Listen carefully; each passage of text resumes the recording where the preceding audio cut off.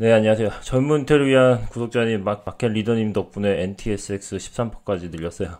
저는 지금 같은 경우 굉장히 이제 변동성이 되게 심해지고 있는 상태인데, 이 시점에서 연초에 말씀을 드렸던 걸 한번 리뷰하면 좋을 것 같아요. 딴 게 아니라 이제 블랙스톤에서 전망자로 이거 뭐 보신 분도 있으시고 못 보신 분도 계시겠지만 제가 매년마다 이거를 블랙스톤 전망자료를 보여드리는 이유가 그 연초부터 굉장히 이렇게 텐 서프라이즈 해가지고 남 눈치 안 보고 나름의 볼드한 프레딕션을 많이 하거든요. 제가 이제 시장에서 되게 신뢰하는 분 중에 한 분이 여기 그 바이스 체어맨으로 계신 분인데, 그분이 이제 사실은 올해 시장에서 어떤 일이 발생할까? 뭐 그런 부분에 대해서도 이제 상당 부분, 많은 부분 얘기를 해주셨고, 그 부분이 사실은 벌써 지금 3개월도 안 됐지만 상당 부분 많이 실행이 되고 있는 것 같아요. 그래가지고 그런 부분에 대해서 한번 몇 가지 말씀을 드리고, 그리고 뭐 궁금하신 사항 있으면 말씀드리고 싶은데, 첫 번째 눈여겨봐야 되는 건 영어 자료긴 하지만, 간략하게 말씀드리자면, 이거 전에 제가 라이브 해가지고 했던 거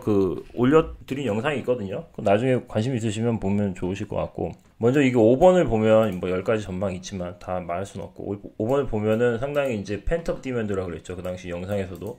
그러니까 눌려있던, 억제되어 있던 소비가 한꺼번에 폭발하는 그런 현상을 얘기하는 건데, 그런 부분이 이제 올해 같은 경우 굉장히 많이 이제 정상화 될 것이다 해가지고, 가장 눌려있었던 분야가 이제 하스피털러트 있잖아요. 관광, 호텔 관광 분야, 그 에어라인 스탁, 이런 쪽에 대해서 이제 좋게 생각을 했죠. 그래서 올해 같은 경우 섹터 중에서는 상당한 스트롱 퍼포머 중에 호텔과 에어라인 관련된 것이 좋을 것 같다. 뭐 실질적으로 지금 뭐 일어나고 있죠. 뭐 심지어 크루즈까지 움직이니까. 그리고 이제 뭐 재정 정책이나 통화 정책은 여전히 이제 계속 완화적일 것 같다 그러고, 그래서 올해 같은 경우에는 명목 성장률이 GDP가 거의 한 6% 이상까지 보고 있고, 고용 실업률은 5%대로 떨어질 것 같다 얘기했고, 그 다음에 이제 재밌었던 게 이제 7번입니다. 7번 WTI 오일 가격 있잖아요. 연초에 벌써 블랙스톤이 얘기를 했었는데, 흔히 말하는 정상화, 경제 정상화 되면서 상당히 이제 산업적인 섹터에서 액티비티가 다시 활발해지고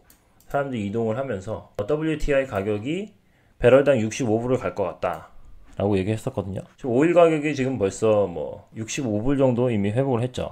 에너지 스탁 가장 이제 베스트 퍼포머일 것 같다라고 했고, 현재까지도 지금 그렇게 되고 있죠.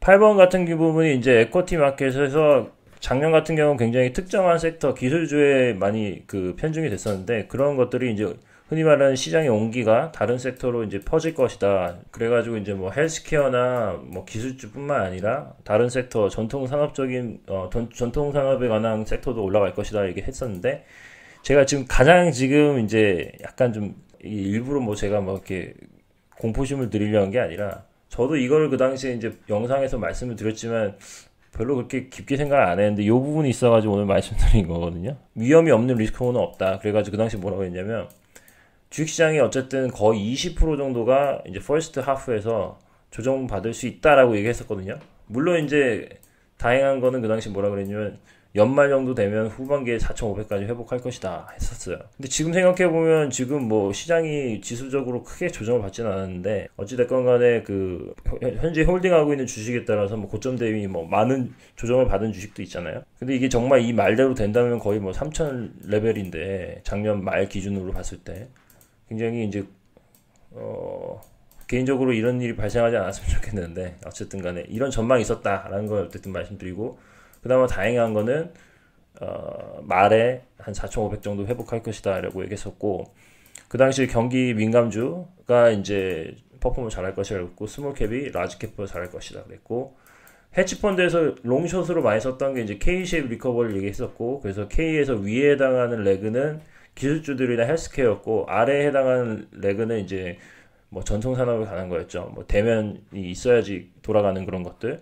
그런 어떤 롱숏 전략들이 많았었는데, 어쨌든 간에 올해 같은 경우 이런 것들이 언와인드 된다는 얘기니까, 좋았던 것은 떨어지고 안 좋았던 건 올라가는 뭐 그런 현상 지금 벌써 발생되고 있죠. 그러면서 이제 빅테크 주식 같은 경우는 어떻게 보면은 뭐 약간 캐시우드하고 좀 비슷한 얘기 했는데, 소스 오브 리퀴디티, 거의 뭐 현금처럼 쉽게 이렇게 현금화할 수 있는 자산일 것이다. 하지만 주식적인 측면을 봤을 때는 레가 될 것 같다라고 했습니다. 9번에 이제 제가 저번 방송 때도 계속 말씀드리지만, 10년 국채 수익률 전망을 그 당시 2%로 봤고요. 일드 커브는 계속 스티픈해질 것이다. 그런 얘기 했습니다. 예, 최우식 구독자님. 블랙스톤을 하우스들 중에 특별히 더 신뢰하는 이유가 있으실까요?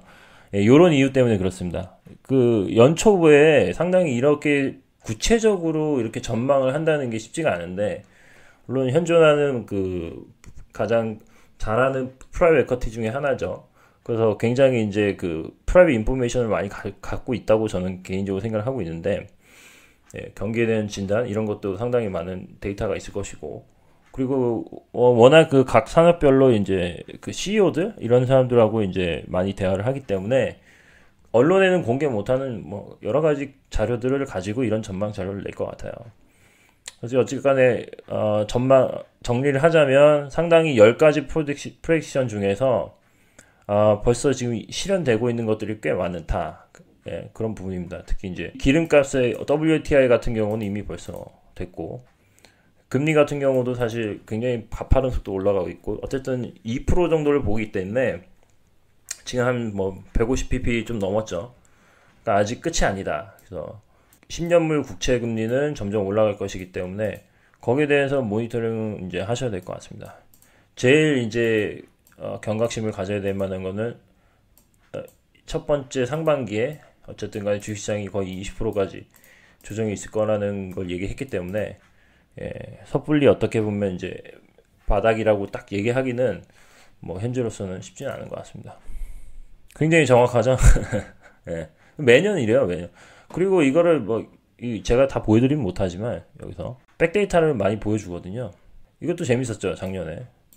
트럼프가 이제 TV 채널 같은 거 하나 만들어가지고 거기 뭐 CEO들이나 뭐 이런 사람들 초대해가지고 특히 푸틴이랑 인터뷰도 할 것이다. 뭐 이런 좀 약간 이런 건 좀 황당해 보이긴 했었는데, 지금 시점에서 이걸 보니까 상당히 이제 많은 것들이 지금 이루어지고 있기 때문에 그런 부분에 대해서 예전 영상을 한번 보시는 것도 괜찮으실 것 같아요. 이게 현재 진행형이기 때문에 말 나온 김에 말씀드리자면 10년물하고 2년물 그 지금 차이가 상당히 많이 스티프닝 해줬죠.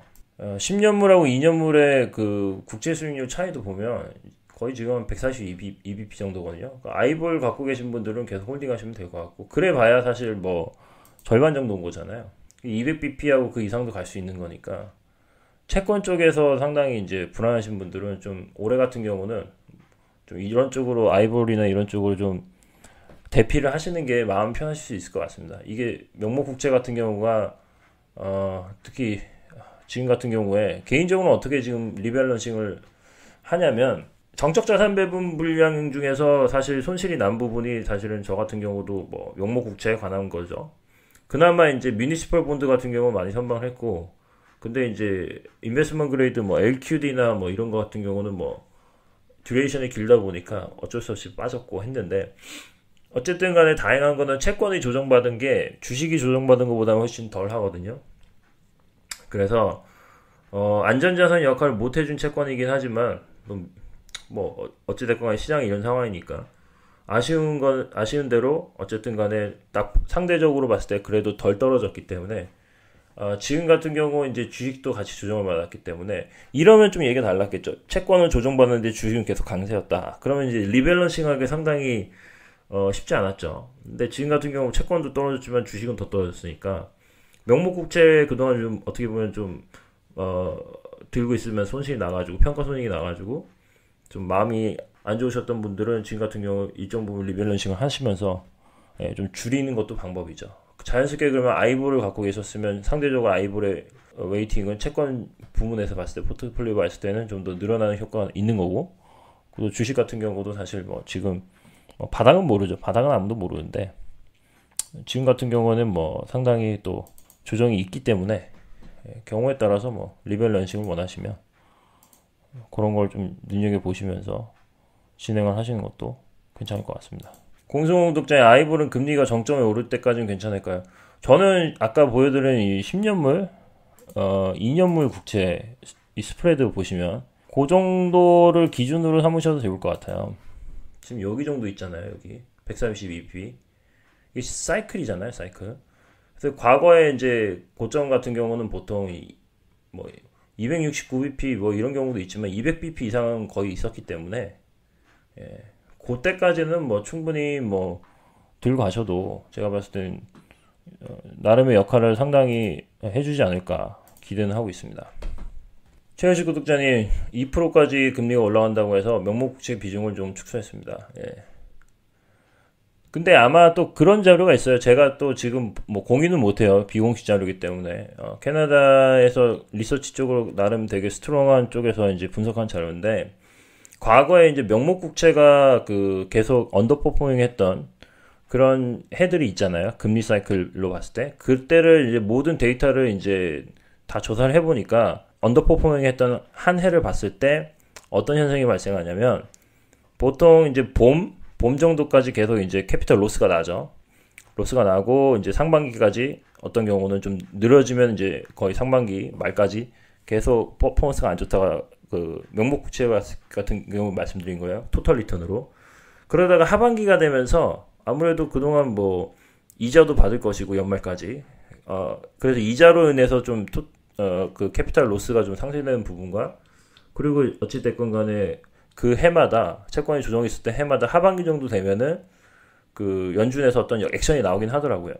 그래가지고 그런 것들이 좀 리버싱 되면서 결국은 한 해를 돌아봤을 때 그런 부분이 상당히 어떻게 보면 마이너스긴 하지만 여전히 상당히 많이 이제 그 플랫해지는 그런 뭐 현상이 있었다라고 얘기하더라고요. 그러니까 지금 같은 경우에는 명목국채가 상반기에는 좀 많이 캐피탈 로스가 나기 때문에 상당히 이제 고전을 하는데 하반기로 갈수록 뭐 어쨌든 쿠폰도 나오고 어떤 연준에서 어떤 액션 뭐 이런 것도 뭐 한번 기대를 한다고 생각하면 뭐 그런 부분이 좀 리버싱 될 수 있는 여지는 없진 않겠죠. 예. 근데 어찌됐건 간에 지금 같은 경우는 누가 봐도 좀 그런 부분이 부담스럽기 때문에 그리고 최근에 제가 이제 뭐 일을 하다 보니까 어떤 헤지 펀드들하고도 이제 콜을 했는데 특히 이제 글로벌 마크로라 그래가지고 자산 시장에서 어떻게 보면 테마를 시나리오를 자산 시장에서 어떤 거시적인 시나리오를 바탕으로 자기들 나름대로 백테스팅해서 거기에 따라서 이제 투자를 하고 수익을 내는 뭐 그런 펀드들이거든요. 그런 쪽들하고 얘기를 해보니까 금리에 대한 전망은 뭐 거의 비슷하더라고요. 예. 블랙스톤이 얘기하는 거나 뭐 비슷한데 근데 이제 중요한 거는 그거죠. 그럼 지금의 주식시장이 그럼 완전히 뭐 작년 3월 같이 완전히 무너지는 뭐 그런 분위기냐 라고 봤을 때 이런 쪽에서 하는 얘기는 금리의 절대적인 수준보다는 지금 같은 경우는 금리가 인상되는 그 시장 금리가 움직이는 속도가 너무 가팔라서 거기에 완전히 이제 지레 겁먹고 발작을 한 거기 때문에 일시적인 조정일 것 같다. 뭐 그렇게 판단을 하더라고요. 비슷합니다. 지금 여러 가지 자료들을 받아보면 어쨌든 간에 시장 금리가 가파르게 올라간 이유도 어찌됐건 경기가 회복되는 속도가 생각보다 빠르다. 그러니까 좋은 의미로 보는 거니까. 그렇다고 뭐 연준이 지금 뭐 바로 금리를 올릴 수 있는 상황도 아니고요. 그래서 지금 같은 경우는 어떻게 보면은 이제 섹터적으로 봤을 때 그 그로스에 많이 이제 포트를 담으신 분들은 상당히 이제 공포심이 좀 있을 수도 있지만 고점 대비 많이 하락을 했죠. 근데 바벨 전략을 잘 활용하신 분들 같은 경우는 뭐 특히 가치주나 그리고 텔레콤 제가 홍콩텔레콤도 말씀드렸고 뭐 싱가포르 리츠도 말씀드렸고 자산주들 요런들 같은 경우는 상당히 선방을 하고 있습니다 지금. 그러니까 좀 주식적인 측면에서 그런 밸런스가 중요하고 지금 이게 끝이 아니기 때문에 뭐 그런 자료도 있어요. 여기 JP모건 자료도 잠깐 보여드릴게요. JP모건 요런 건 퍼블릭 자료예요. 그 JP모건 웹사이트 있거든요. 여기 JP모건 뭐 프라이뱅크 여기 들어가시면 이제 이렇게 레터를 서브스크립션 하시면 또 이렇게 자기 나름대로 서머리를 이렇게 보내줍니다. 그래서 어떤 일이 있었냐 하면서 이제 정리를 하는 거죠. 그래서 뭐 조 바이든이 뭐 이제 그 백신에 대해서 상당히 이제 우호적으로 얘기를 해가지고 성인들이 다 이제 맞게 하겠다 빠른 시일 내에 뭐 그런 얘기도 있었고 오펙 같은 데서 뭐 물량을 늘려줄 줄 알았는데 뭐 그런 게 없어가지고 오일 가격이 많이 올랐다 그런 얘기도 있었고 그리고 연준의 의장 제롬 파월이 뭐 했던 얘기들 그런 걸 바탕으로 그러면 우리가 이런 걸로부터 어떤 메시지를 받을 수 있을까 뭐 그런 서머리 이런 것도 있고요. 근데 이런 부분 중에서 하는 얘기는 결국 이제 지금 이 로테이션이 끝난 게 아니기 때문에 에너지 같은 경우도 뭐 지금 들어가는 좀 늦은 감이 있긴 하지만 어쨌든 간에 그런 현상이 좀 지속될 여지는 아직 좀 남아있다 뭐 그런 얘기도 하고 있고요. 상당히 많이 올랐죠. 지금 보면 S&P 에너지 섹터는 지금 33% 올랐고 금융주도 12%, 테크 섹터는 뭐 개별주들은 많이 빠졌겠지만 어쨌든 빅텍 같은 경우는 많이 버텨주고 있기 때문에 많이 3%였고 에어라인 같은 경우도 많이 올랐고요. 심지어 크루즈도 많이 올랐고 원자재 가격 많이 올랐고 그리고 아까 제가 그 얘기 안 했는데 텐서프라이즈 중에서 또 재밌었던 부분이 달러에 대한 전망이었거든요. 그 달러가 다 약세로 생각을 했는데 여기서 같은 경우는 뭐 아무래도 미국이 다시 경기 회복이 좋아지는 과정에 있기 때문에 선진국에서 봤을 때 뭐 그런 부분에 대해서도 달러 약세에 대해서 좀 다시 경계하는 그런 멘트가 있었거든요. 지금 제가 좀 찾지 못하고 있는데 JP 모건도 약간 그런 내용을 얘기한 것 같고요. 어디 갔지? 이건 저 한번 나중에 알아보겠습니다. 현재까지는 어쨌든 일시적으로 개인적으로 생각합니다. 일시적으로 개인적으로 생각하는데 어찌됐건 간에 달러도 지금 좀 세지고 있어서 이머징 그 커런시 관련된 것들과 그리고 뭐 주식시장도 좀 조정을 받았죠.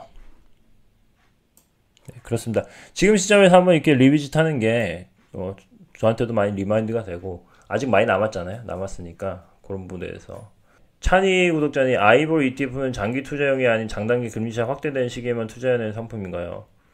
뭐 그렇게 활용하셔도 되고 근데 항상 말씀드리지만 이게 사실 뭐 택티컬하게 보기보다는 어쨌든 장단기 금리차가 확대되는 이 사이클 보시면 이럴 때 한 번씩 이제 리세션이 터지잖아요. 뭐 금융위기 때도 그렇고 닷컴 버블 때도 그렇고. 그래서 이제 단순히 어떤 뭐 채권에 대한 뭐 대안 상품 보완하는 상품뿐만 아니라 어떻게 보면 주식시장에 대한 뭐 리스크도 해징할 수 있는 뭐 그런 개념도 저는 있다고 보거든요. 그리고 어쨌든 간에 85%가 팁스를 가지고 있기 때문에 그러니까 이거를 뭐 상대적으로 오버웨이트 하냐 뭐 그 언더웨이트 하냐 뭐 그런 거지 이거를 막 사타 팔았다 하는 뭐 그런 상품이라고 생각하기 좀 어렵지 않을까 싶어요. 워낙 상품이 출시된 지가 얼마 안 됐기 때문에 이 상품 자체를 가지고 뭐 백테스팅 하는 건 상당히 어렵다고 생각하거든요. 그래서 뭐 근데 현재로서는 지금 채권 중에서는 뭐 제일 포지셔닝이 제일 좋은 상품이라고 생각합니다. 만약에 팁스만 갖고 계셨으면은 또 이제 듀레이션 리스크가 있기 때문에 그런 것도 좀 생각한 것만큼의 어떤 방어적인 역할을 못했을 거라고 생각하거든요. 그 아이볼 같은 경우 그 장단기 금리차가 그럼 예를 들면 10년물 국채 수익률이 다시 떨어진다고 했을 때 얘가 막 손해가 나냐? 뭐 그렇진 않겠죠. 왜냐면 이제 또 팁스 부분에서 상쇄하는 부분이 있기 때문에 아이볼 올해 같은 경우 성과 좋긴 하지만 볼게요. 생각난 김에 아이볼 같은 경우도 뭐 올해 같은 경우는 뭐 매일 올라간 건 아니거든요. 한교 정도 봤을 때 그죠?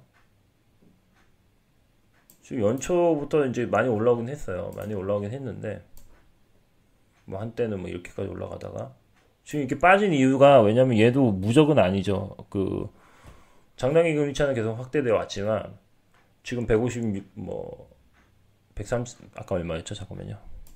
142bp까지 왔는데 그럼에도 불구하고 이 가격이 좀 빠지고 있잖아요. 뭐 배당도 주긴 했지만 근데 이 이야기인즉슨 얘도 지금 뭐 팁스를 가지고 있기 때문에 거기서부터 뭐 100% 자유롭지는 않다. 뭐 그런 부분이 있는 거죠. 그러니까 그런 부분에 대해서 좀 같이 보셔서 뭐 이게 만약에 전에도 말씀드렸듯이 뭐 그 장단기 금리차 스프레드에 베팅하는 콜옵션만 갖고 있으면 그러면 이건 막 사다 팔았다 해야 되는 전략일 것 같아요. 근데 그건 아니잖아요. 이게 팁스가 있기 때문에 이 안에서도 상당히 분산된 전략이기 때문에 좀 나름 이 상품을 출시할 때 그 비중에 대해서도 많은 그 백테스팅도 하고 막 고려를 하지 않았을까 싶습니다. 근데 수수료가 좀 비싸요. 그런 부분은 좀 단점이고요. 근데 뭐 장애 옵션을 사실 이렇게 구현하는 상품이 없기 때문에 방법이 없죠. 최혜수 구독자님, 저도 일시적 조정 이후에는 주식시장은 다시 오를 것 같은데 추가 진입 포지션을 잡기 어렵네요. 그 부분은 뭐 저도 같이 고민을 하고 있기 때문에 이거 한번 보여드릴게요. 예. 만약에 블랙스톤의 전망을 신뢰하신다, 100% 아까 말씀드렸듯이, 저는 이 시나리오는 좀 개인적으로 뭐 블랙스톤 전망 10개를 했을 때 그게 다 맞진 않거든요. 틀린 부분이 많아요. 그 예전에 2020년 전망도 보면은 뭐 맞은 것도 있고 틀린 것도 있는데, 올해 개인적으로 좀 틀렸으면 생각하는 전망이 아까 말씀드렸듯이 이 부분이에요. 8번. 에쿼티 마켓이 이렇게 온기가 다른 섹터로 퍼질 텐데, 중요한 건 이제 퍼스트 F에서 거의 20% 가까이 조정을 받는다라고 얘기했거든요. 그러면은 얘 좀 S&P 기준으로 보니까 좀 차트를 보면 볼게요. 작년 연말에 연말에 끝난 게 3,756에 끝났거든요. S&P가. 그럼 거기서 20%면 얼마냐면, 잠깐만, 20%면 거의 3,000 수준이거든요. 그러니까 만약에 블랙스톤의 전망을 100% 신뢰하신다, 그러면 3,000까지 열어두고 분할 매수를 해야 되는 거고. 예. 근데 그건 좀 오바다 생각하시면 나름 그 안에서 컴프로마이즈를 하셔야죠. 뭐 거기까지는 좀 아닌 것 같고 한 3,500까지는 될 것 같다 싶으면 거기에 맞춰서 가격 기준으로 이제 분할 매수를 하시거나, 뭐 상반기에 어쨌든 간에 조정이 끝날 것 같다 생각하시면 이제 아직 3월 남았죠.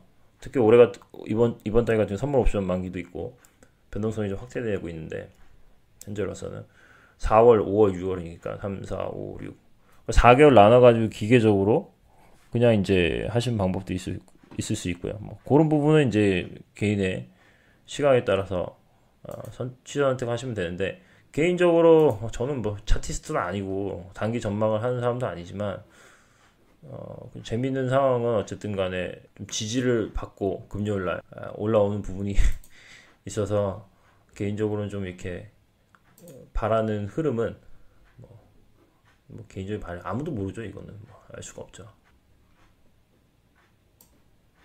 이렇게 되거든요.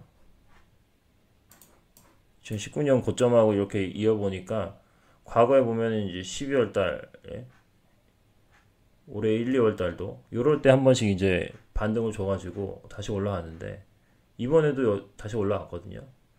그래서 이게 어쨌든 간에 고점을 높이면서 현재까지 우상향하고 있고 저점도 높여가기 때문에, 여기서 많이 꺾여가지고 다시 올라가면 뭐 좋은데, 이게 확 밀려버릴 수도 있는 거죠. 아무도 모르는 거죠. 그래서 뭐 차트를 가지고 사실 뭐 타이밍 잡는 건 거의 불가능하다고 생각하고, 블랙스톤의 전망과 뭐 그런 것들을 종합해 보셨을 때 블랙스톤 전망은 뭐 거의 3천이죠. 그럼 지금 대비 얼마가 빠져야 되냐면, 와, 올해 올랐으니까 아직 22% 가까이거든요. 이거 견딜 수 있는 사람 없을 것 같은데. 그러니까 현금 비중을 항상 상반기에는 특별히 이제 좀 유념하시면서, 너무 급하게 모든 현금을 다 투자하시는 건 좀 경계를 하시는 게 좋을 것 같습니다. 뭐 이러다가 또 갑자기 확 올라갈 수도 있으니까 모르는 거죠, 그거는. 위버 구독자님, 저는 이번 주에 적립식으로 사는 날이라 RPL 사고 처음으로 아이볼 샀는데 두 개 같이 7대3으로 가져가면 괜찮을까요? 비율은 제가 딱 이렇게 말씀드릴 수는 없고요. 예. 다른 포트폴리오가 어떠신지 잘 모르니까. 아이볼은 지금 같은 경우까지는 상당히 퍼포먼스 잘했기 때문에, 아이볼 같은 경우도 만약에 뭐 2%까지 저는 개인적으로 생각을 열어두고 있는데, 뭐 단기적으로 사시자마자 갑자기 뭐 모르죠. 다시 주식시장이 반등을 하면서 그 10년물 국채가 뭐 무슨 이유에서든지 다시 떨어지게 되면 연준에서 뭐 액션을 취한다는 얘기는 없지만, 또 그런 소문이 나오면 또 빠질 수도 있죠. 그러면 이제 오히려 명목 국채가 올라가고 뭐 할 수 있죠. 근데 뭐 어쨌든 RPR에 명목 국채가 있기 때문에 그 사이에 밸런스를 맞추시려고 하는 거니까, 그거는 이제 한번 뭐 기간이 짧긴 하지만 최근에 특히 조정장이 있었을 때 아이볼의 움직임과 RPL의 움직임을 어떻게 보면 10년물 국채에 대한 나름의 센시티비티가 지금 진행이 되고 있잖아요. 그런 걸 기준으로 했을 때 나름 어느 정도를 하셔야 좋은가, 그런 부분에 대해서 좀 연구를 하시면 좋을 것 같습니다.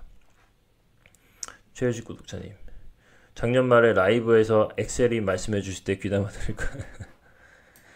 근데 그때는 워낙 이제 오일 섹터에 대해서, 에너지 섹터에 대해서 굉장히 베어리시 했잖아요. 그러니까 지금 저는 그렇게 봐요. 작년에 그 커머너티에 대해서요. 익스트림 베어리시 했던 게 올해 같은 경우는 상당히 지금 바뀌고 있는 거죠.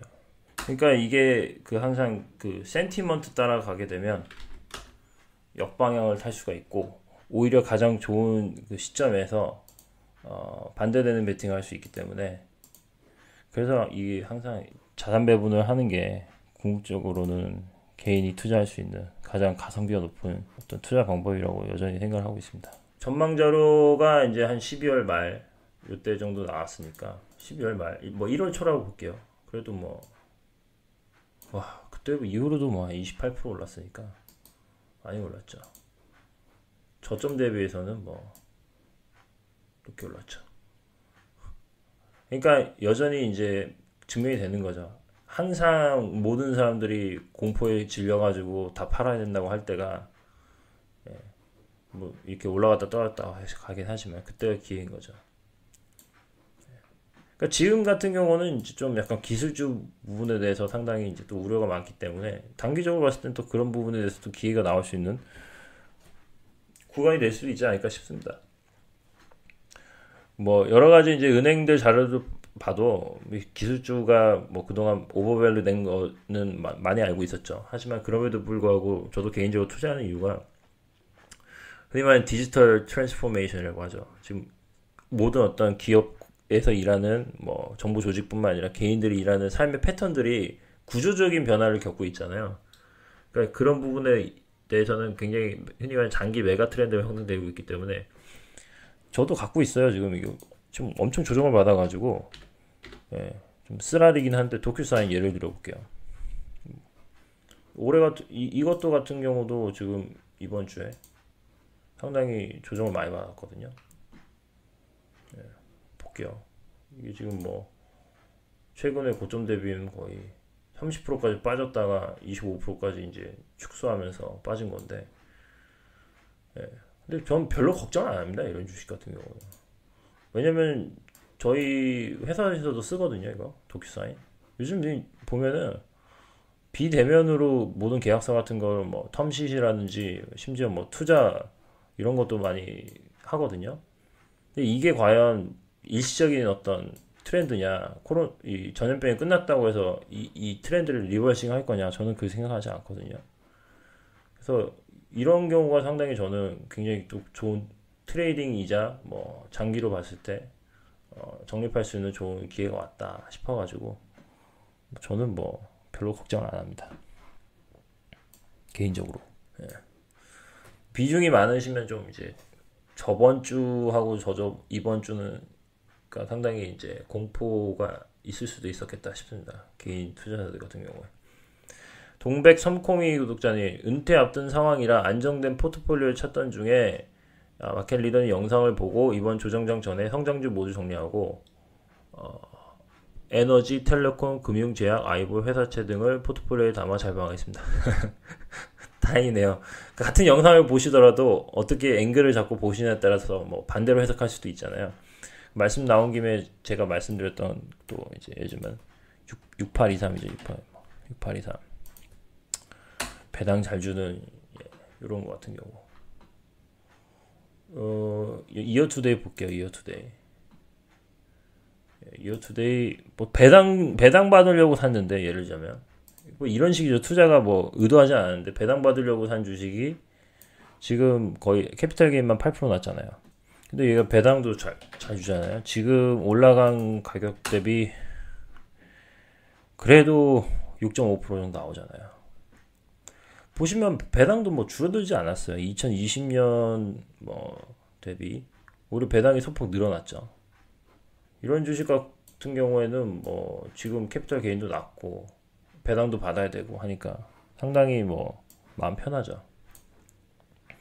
찬희 구독자님, LQD ETF 같은 회사채 ETF 투자하는 것은 이점이 무엇일까요? 국채에만 투자하는 것보다 회사채 일부 추가함으로써 기대 수익률 높이기 위함이라면 주식 비중을 늘리는 것으로도 가능하지 않을까요? 그렇죠. 당연히 그렇죠. 예. 근데 이제 뭐 변동성이죠. 변동성이고 채권 안에서의 분산 투자 효과이기 때문에 어쨌든 국채 수익률은 거의 뭐 일드가 거의 없잖아요. 그거보다는 좀 낮고 그리고 이제 작년 같은 경우는 이제 연준에서 특별히 이제 막아줬잖아요. 회사채들을 베일아웃 해줬기 때문에 조정도 너무 많이 받았었고 그 당시에 뭐 다르게 움직이잖아요. 다르게 움직였고 국채가 올라갈 때 오히려 회사채는 거의 주식만큼 빠졌었으니까 작년 같은 경우 상당히 EQD 투자할 때 상당히 이제 기회였죠. 근데 뭐 밸류에이션이 많이 비싸져 가지고 올해 들어오면서부터는 뭐 크게 매력은 없었어요. 그래서 이제 개인적으로 그때 그 미니시폴 본드를 넣었던 이유가 VTAB를 LQD를 분산하려고 넣은 거거든요. 왜냐면 LQD는 스프레드가 거의 다 줄어들었는데 미니시폴 본드 같은 경우는 아직 같은 퀄러티로 봤을 때 좀 타이트네이징의 여지가 있었기 때문에 한 건데 올해 같은 경우는 뭐 다 안 좋죠. 예. 어쨌든 그래도 뭐 배당이 나오니까 캐피탈이 좀 로스가 난 부분을 어쨌든 배당을 받으면서 토탈 리턴 개념을 봤을 때는 좀 상쇄가는 뭐 이미 뭐 데미징 입었으니까 지금 뭐 150bp가 넘었잖아요. 그래서 2%까지 간다고 해도 이제 사실은 뭐 연초에 거의 뭐 10년 차트 한번 볼게요. 연초에 작년 연말에가 0.9%대였잖아요. 0.9%대였는데 지금 절대적인 수치로 봤을 때 거의 76bp가 지금 이미 벌써 2%까지를 본다고 해도 올해 같은 경우에 이미 반영을 한 거죠. 그러면 이제 더 올라갈 여지가 있으니까 당연히 2%까지 간다고 하면 9% 0.9%대부터 봤을 때 거의 뭐 제가 봤을 때는 요즘은 110pp 중에 76pp 반영이 된 거잖아요. 그러니까 상당히 지금 뭐 거의 절반 이상 반영이 된 거니까 남은 부분이 이제 거의 한 44bp죠. 요게 이제 아직 올해가 많이 남아 있잖아요. 그래서 개인적으로 요게 이렇게 급등을 하는 모양새보다는 정말 이게 만약에 이 속도로 급등을 하면 그때는 연준이 아마 액션을 취할 것 같고요.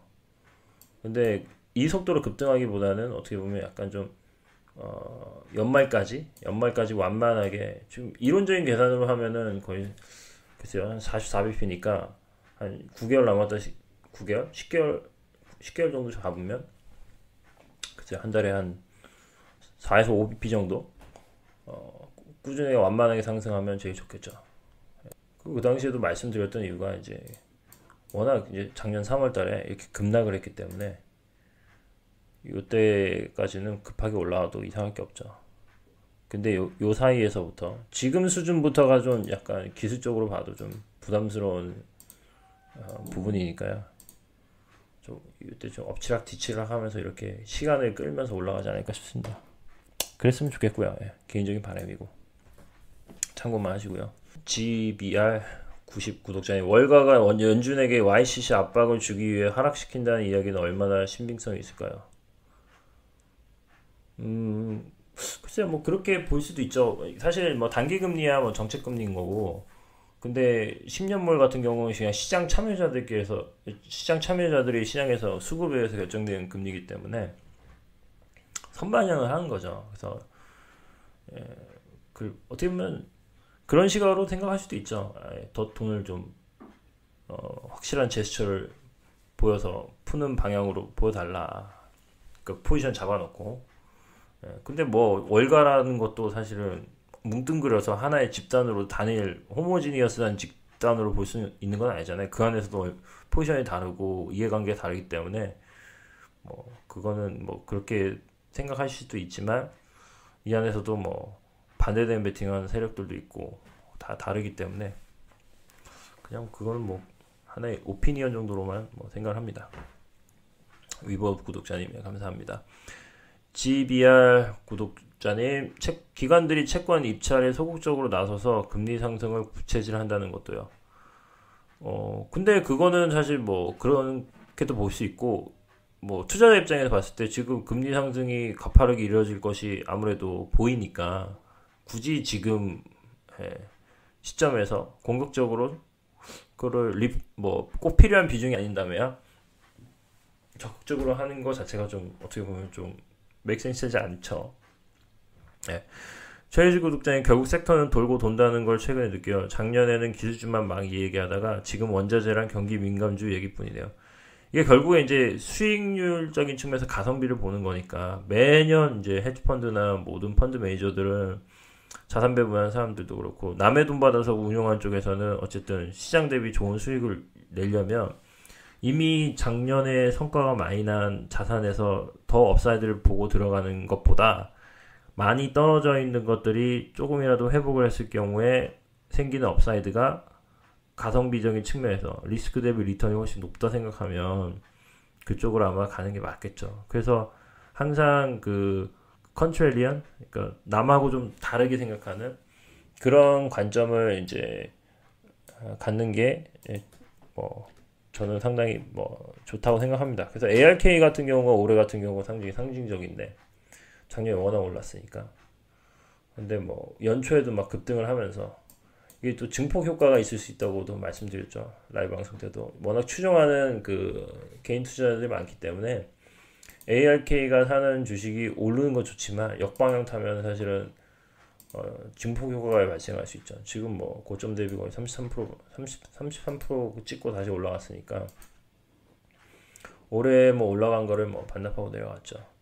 근데 뭐 ARK도 지금 같은 경우에 여러 가지 이제 분산된 포트폴리오 갖고 있었을 텐데 아마 예전에 인터뷰할 때도 보니까 뭐 넌코어가 있고 코어가 있으면 그 안에서 이제 이런 조정장을 만나면 넌코어 부분은 상당히 이제 과감하게 손절을 하고 팔고 코어에 더 집중한다 했으니 지금 같은 경우에 한번 모니터링 필요가 있죠. 어떤 걸 팔고 그 안에서 어떤 걸 더 살려고 하는지. 근데 최근에 보니까 뭐 대형주 같은 경우 약간 캐시 역할을 해주는 중국의 텐센트에 해당하는 뭐 그런 거 팔면서 또 본인들이 생각하는 컨빅션 있는 기업들을 좀 담았던 것 같더라고요. 그러니까 뭔가 헤드라인 뉴스에 너무 이렇게 띄워주면 그때가 보통 안 좋더라고요. 그 반대로 제가 저번 방송에도 언급을 해드렸지만 저는 유동원 그 본부장님을 상당히 리스펙트 하는데 왜 리스펙트 하냐면 일단 이분은 본인만의 그 뷰가 있으시고 나름 데이터에 근거해가지고 굉장히 그리고 좀 뭐 100% 타이밍을 맞출 수 있는 건 신의 영역이잖아요. 근데 그럼에도 불구하고 본인이 생각하는 거를 공개적으로 이렇게 얘기를 하잖아요. 이 캐시우드도 그렇고. 근데 그게 단기간으로 봤을 때 그 본인이 생각하는 뷰가 리얼라이즈 안 되는 구간들이 생기잖아요. 지금 같은 경우 굉장히 반도체를 막 엄청 밀고 계셨는데 좀 안 좋잖아요. 그러면 이제 흔히 말하는 악플러들이 막 생기죠. 안티하는 사람들이. 막 욕을 해요. 근데 사실 그 사람들이 뭐 그 펀드에 투자하는 사람도 아니고 뭐 했을 수도 있고 안 했을 수도 있죠. 근데 단순히 그냥 어떤 시장의 뷰가 다르다고 이렇게 막 공개적으로 욕하는 그런 건 사실 안 좋은 습관인데 그런 걸 감수하면서도 끝까지 이렇게 무료로 이렇게 막 자기 자료를 막 공개를 하시는데 근데 과거에 그분을 보면은 그분이 욕먹을 때 이렇게 욕먹을 때 보면 그때가 좀 약간의 병곡이더라고요. 그 얘기인즉슨 뭐 모르겠어요. 지금 바닥인지 모르지만 이런 분들이 욕먹을 때가 어떻게 보면 장기적으로 봤을 때 그 추세가 훼손되지 않았다 생각하면 뭐 흔히 말하는 분할 적립 매수할 수 있는 기회일 수도 있죠. 어떤 휴머 인디케이터일 수도 있다고 생각을 합니다. 뒷다리 호랑이 구독자 안녕하세요. 첫 번째, 거래량이 적은 ETF 매수 시에 괴리율을 유의하며 매수해야 할까요? 올웨더를 직접 운영하다가 베타포트에 집중하는 귀찮아져서 아이볼, RPR, 스완, PHD 매수하려고 합니다. 예, 그 예전에 제가 뭐 라이브 때도 몇 번 언급을 드렸지만 이런 ETF들이 뭐 직접 컨택을 저는 했었는데 제일 좋은 건 이제 흔히 말하는 그 authorized dealer라고 하죠. 그 마켓 메이킹 해주는 브로커하고 연결을 해가지고 그냥 데일리 NAV 가격으로 매수를 해달라 하면 제일 좋거든요. 근데 그거는 이제 기관들 위주로는 그렇게 해주는데 모르겠어요. 투자 금액이 얼마에 따라서 해줄 수도 있고 안 해줄 수도 있거든요. 제가 그때 연락했을 때 스완 같은 경우는요. 일단 그나마 호가가 나쁘지 않고요.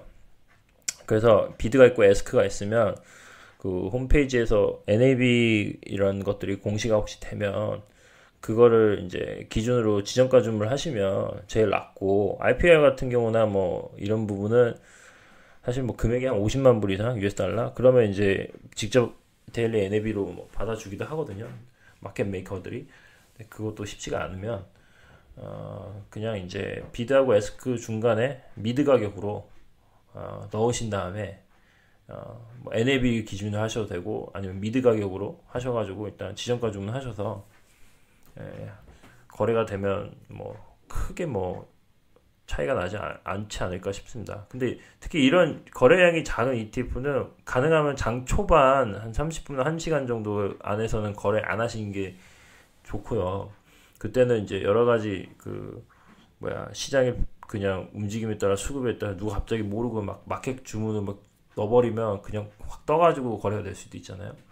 그런 방법이 있고 한국 증권사에서는 되는지 모르지만 저는 보통 많이 쓰는 게 타임 웨이티드 에버리지하고 볼륨 웨이티드 에버리지를 많이 쓰거든요. 저희들은 그런 게 되면 제일 좋죠. 그러니까 타임 웨이티드 에버리지는 그야말로 그냥 예를 들면 그날의 전체 트레이딩 아워에서 그냥 기계적으로 시간을 균등하게 분배를 해가지고 계속 주문이 들어가는 게 있고 볼륨 웨이티드 에버리지는 그냥 볼륨에 따라서 체결되는 평균가가 있잖아요. 웨이티드 에버리지. 그걸 추정해서 하는 거고. 근데 요거는 모르겠습니다. 한국 증권사나 뭐 본인이 쓰고 계신 증권사에서 이걸 해주는지 모르겠습니다. 택함리 구독자님 안녕하세요. 이전에 ISWN 언급해 주셨는데 현재 뷰 바뀌신 게 있으신지요? 개인적으로는 미국의 선진국 주식의 지속적인 우상향 그래프를 그리는 것 같지 않아 콜옵션 전략이 불안한 게 있습니다. 다만 글로벌 다이버시피케이션 생각하면 수완과 섞어야 할 것 같고 그거는 제가 그때 언급해 드릴 때 이런 상품이 있습니다 말씀드렸고 아직 그게 출시된 지 얼마 안 됐기 때문에 저도 사실 자세히 들여다본 건 아니었어요. 그래서 좀 조심스럽고요. ISWN 같은 경우는 그때 앰플리파이에서 만든 거고 미국 주식에 대한 콜옵션이 아니라 이머징 주식에 대한 콜옵션과 그리고 나머지 미국채에 대한 부분은 똑같으니까 그 부분에 대해서는 저도 자세히 막 들어보지는 않았습니다. 검증을 좀 해야 되는 전략인 것 같고요.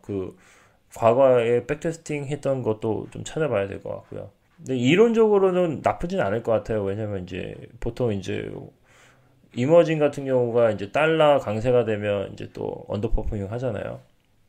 근데 이제 국채라는 부분이 있기 때문에 뭐 약간 그런 거랑 비슷하게 움직이지 않을까 싶어요. 요즘 우리나라 삼성전자 사고 원화로 미국채 사고 이런 거를 했을 경우랑 거의 뭐 비슷한 흐름을 그리지 않을까 싶은데 그 안에 정확히 뭐가 있는지에 따라서 또 다를 수도 있겠죠.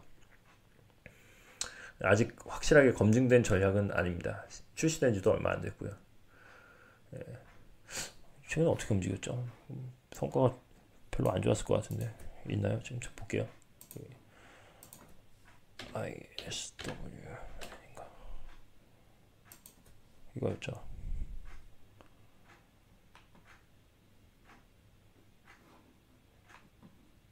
US 트레저리고 이제 MSCI 최근에 ISWN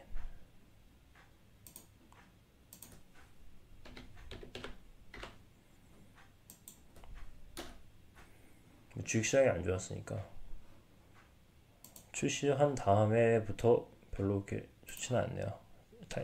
타이밍 출시 시점이 4에서 5% 정도, 4% 정도 조정받았네요. 근데 스완은 얼마나 됐죠?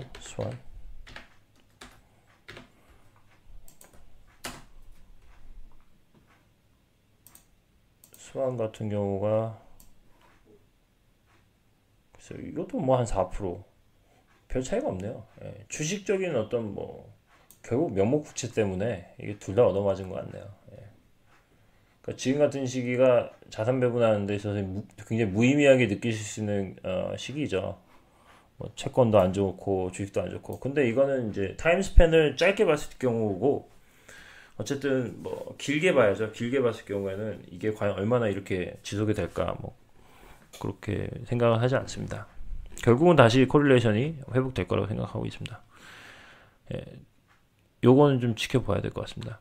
뒷다리 호랑이 구독자님, 아이볼은 채권에 집중되어 있어 단일로 가져가면 베타 포트폴리오 보기는 어렵겠죠. 모든 전략이든지 그냥 단일로만 이렇게 하시는 건 상당히 저는 조심스럽습니다. 이거 아이보를 말씀드렸을 때도 애초부터 제가 무슨 미국채, 명목국채를 대체한다는 표현을 쓰기보다는 보완한다는 표현을 썼거든요. 위안화 국채도 그렇고 결과론적으로 보면 뭐 좋았죠. 근데 이게 뭐 말씀드렸듯이 올해는 좋고 현재까지는 좋고 또 하반기 되면 어떻게 될지 모르고 또 올해와 또 내년은 어떻게 될지 모르기 때문에 항상 그래서 어떤 그 타이밍 그런 거를 한다기보다는 잘 분산된 포트폴리오 갖고 계시는 게 나을 것 같습니다. 호호호호 구독자님, 인플레이션에 강한 기업으로 제약회사는 어떻게 생각하시나요? 혹시 뭐 염두에 두는 제약회사가 있으신가요? 저는 뭐 장기적으로 뭐 헬스케어 관한 업종은 좋게 생각을 하는데 기업에 따라 다른 것 같고요. 뭐 거의 전문가는 아니기 때문에 제가 좀 말씀드리긴 좀 조심스럽습니다. 근데 뭐 장기적으로는 뭐 어쨌든 고령화 사회는 계속 지속될 것이고 약값에 대한 지출은 계속 늘어날 것이기 때문에 가능하면 이제 한 기업에 투자하시기보다는 전반적으로 좀 분산된 뭐 ETF 뭐 이런 거를 차라리 좀 보시는 게 좋을 것 같고 제가 중국 고령화 이런 거 대비해서 이제 큐어 ETF 말씀드렸죠. 이것도 같은 경우도 연초에 성과가 많이 나다가 지금 뭐 얘도 많이 조정을 받았더라고요. 연초에 이렇게 쭉 올라갔었죠. 거의 뭐 22%까지 올라가다가 고점 대비 결국 다 반납했습니다. 그러니까 큐어를 예를 들면 좀 장기로 투자하고 싶으셨던 분은 올해 바로 투자 못했다가 부담스러워서 기다렸다 그러면 이제 요럴 때 이제 오히려 투자하기 좋죠. 그러니까 항상 이게 길게 보시면 저는 뭐 항상 기회는 만들어지는 거니까 개인적으로도 그래서 항상 현금을 계좌를 좀 나눠서 확보를 하고 있거든요. 그러니까 저도 지금 같은 경우는 이제 조정을 주니까 기존에 이제 짜놨던 포트폴리오 말고 롱텀으로 봤을 때 이제 현금 부분에 대해서 좀 리저브를 해놨던 것들을 가격 기준으로 봤을 때 조금씩 이제 분할매수 하려고 생각을 하고 있고 이미 시작을 했습니다. 현금이 있으시면 상당히 이럴 시기에 버티실 수 있는 거죠. 그리고 저는 오히려 이렇게 모든 자산이 하락할 때가 어쩌면 이제 그런 거죠. 작년 말에 올해를 겨냥해서 만든 뭐 전략이 있다. 포트폴리오가 있다. 근데 나는 이렇게 하는 게 맞을 거라 생각을 했는데 연초에 내가 생각한 거랑 좀 다른 흐름으로 가서 좀 뭔가 당한 느낌이다. 예를 들면 명목부채를 너무 많이 갖고 있어가지고 좀 약간 손해본 것 같다. 그러면 이렇게 모든 자산이 어떻게 보면 하락했을 경우에 그런 것들을 스위칭할 수 있는 또 좋은 기회가 될 수도 있는 거죠. 그러니까 중요한 거는 이제 하락은 이미 과거 일인 거고 이미 반영이 했잖아요. 더 하락할 수도 있고 앞으로가 중요한 거니까 그러면 이제 이 시장이 결국은 반등을 할 텐데 뭐 금요일을 시점으로 뭐 다음 주에 쭉 갑자기 막 뭐 저번처럼 뭐 V자 반등 할 수도 있는 건 모르는 거잖아요. 그거는 그럴 경우에 가장 탄력성 있게 회복할 수 있는 그러면서도 포트폴리오 전체 균형이 깨지 않는 그런 것들을 이제 좀 염두에 주셔가지고 오히려 리밸런싱하는 계기로 삼으셔도 되고 만약에 현금을 여전히 갖고 계신 분들 같은 경우는 그동안 눈여겨보셨던 그런 어떤 제가 뭐 큐어도 말씀드렸고 EMQQ도 말씀드렸잖아요. EMQQ도 상당히 좋은 기회가 만들어주고 있는 것 같은데 이것도 볼게요. 연초에 상당히 많이 올랐었어요. 이렇게 올라갔다가 28% 올라갔었다가 지금 다 반납하고 20% 떠주고 다시 올라갔거든요. 상당히 선방하고 있죠. 이런 것도 뭐 이런 것도 이제 장기적으로 이머징에 대해서 저는 좋게 생각하시면 EMQQ도 좋게 말씀드렸었는데 EMQQ 이런 걸 뭐 분할매수 할 수도 있는 거죠. 그때 만약에 미처 못 담아가지고 그냥 올라가는 것만 바라봤다면 볼까요? 뭐 텐센트, 알리바바, 메이투안, JD.com, 핀도도, 네스펄스는 뭐 사실 텐센트랑 비슷한 거고 바이두 뭐 많잖아요. 이런 짱짱한 기업들을 다 담고 있거든요. 그 액티브하게 또 이게 자기 나름대로의 방식으로 리밸런싱도 해주고, 예. 회복하면 이런 것들은 뭐 시장 따라서 반드시 회복을 할 거기 때문에 저는 뭐 오히려 그동안 본인이 가지고 있었던 주식이 좀 장기적으로 봤을 때 좀 믿음이 안 간다. 그러면 같이 떨어졌을 때 갈아타는 것도 좋죠. 찬이 구독자님, $1 환율과 주식은 음의 상관관계를 갖는다고 하셨는데 미국채 금리, 인플레이션과 환율의 상관관계는 어떻게 되는지 궁금합니다. 이거는 한번 그 코릴레이션을 짜야 될 것 같습니다. 아니면 뭐 차트를 한번 그려보는 것도 직관적으로 이해할 수 있겠죠. 근데 이거는 요 시점만 보셔도 될 것 같아요. 아까 전에 제가 요거 있잖아요. 그 10년하고 2년물의 장단기 스프레드가 벌어졌을 때 요렇게 막 색깔 칠해진 이런 부분이 있잖아요. 이런 부분이 사실은 그 리세션이거든요. 굉장히 롱텀한 차트예요. 이거에 보면은 요럴 때 이제 크게 주식이 조정을 받았던 시점이니까 그때 시점에 이제 그 방금 말씀하셨던 뭐 주식이라든지 환율이라든지 이런 걸 보시면 또 보실 수가 있겠죠. 제일 좋은 건 차트를 다 그려보아서 보는 건데 요거는 한번 데이터로 분석을 해봐야 될 것 같습니다. 오민석 구독자님 안녕하세요. 드디어 이 방송을 실시간으로 보게 되는군요. 예, 감사합니다. 예.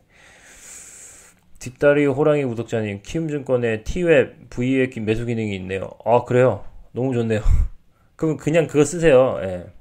좀 보통 V앱도 많이 쓰고 T웹도 많이 쓰는데 그거 쓰시면 상당히 이제 그런 뭐 괴리율 이런 부분에 대해서 많이 해결하실 수 있죠. 예. 그냥 어차피 뭐 그날 거래되는 그 가격을 에버리지 하는 거니까.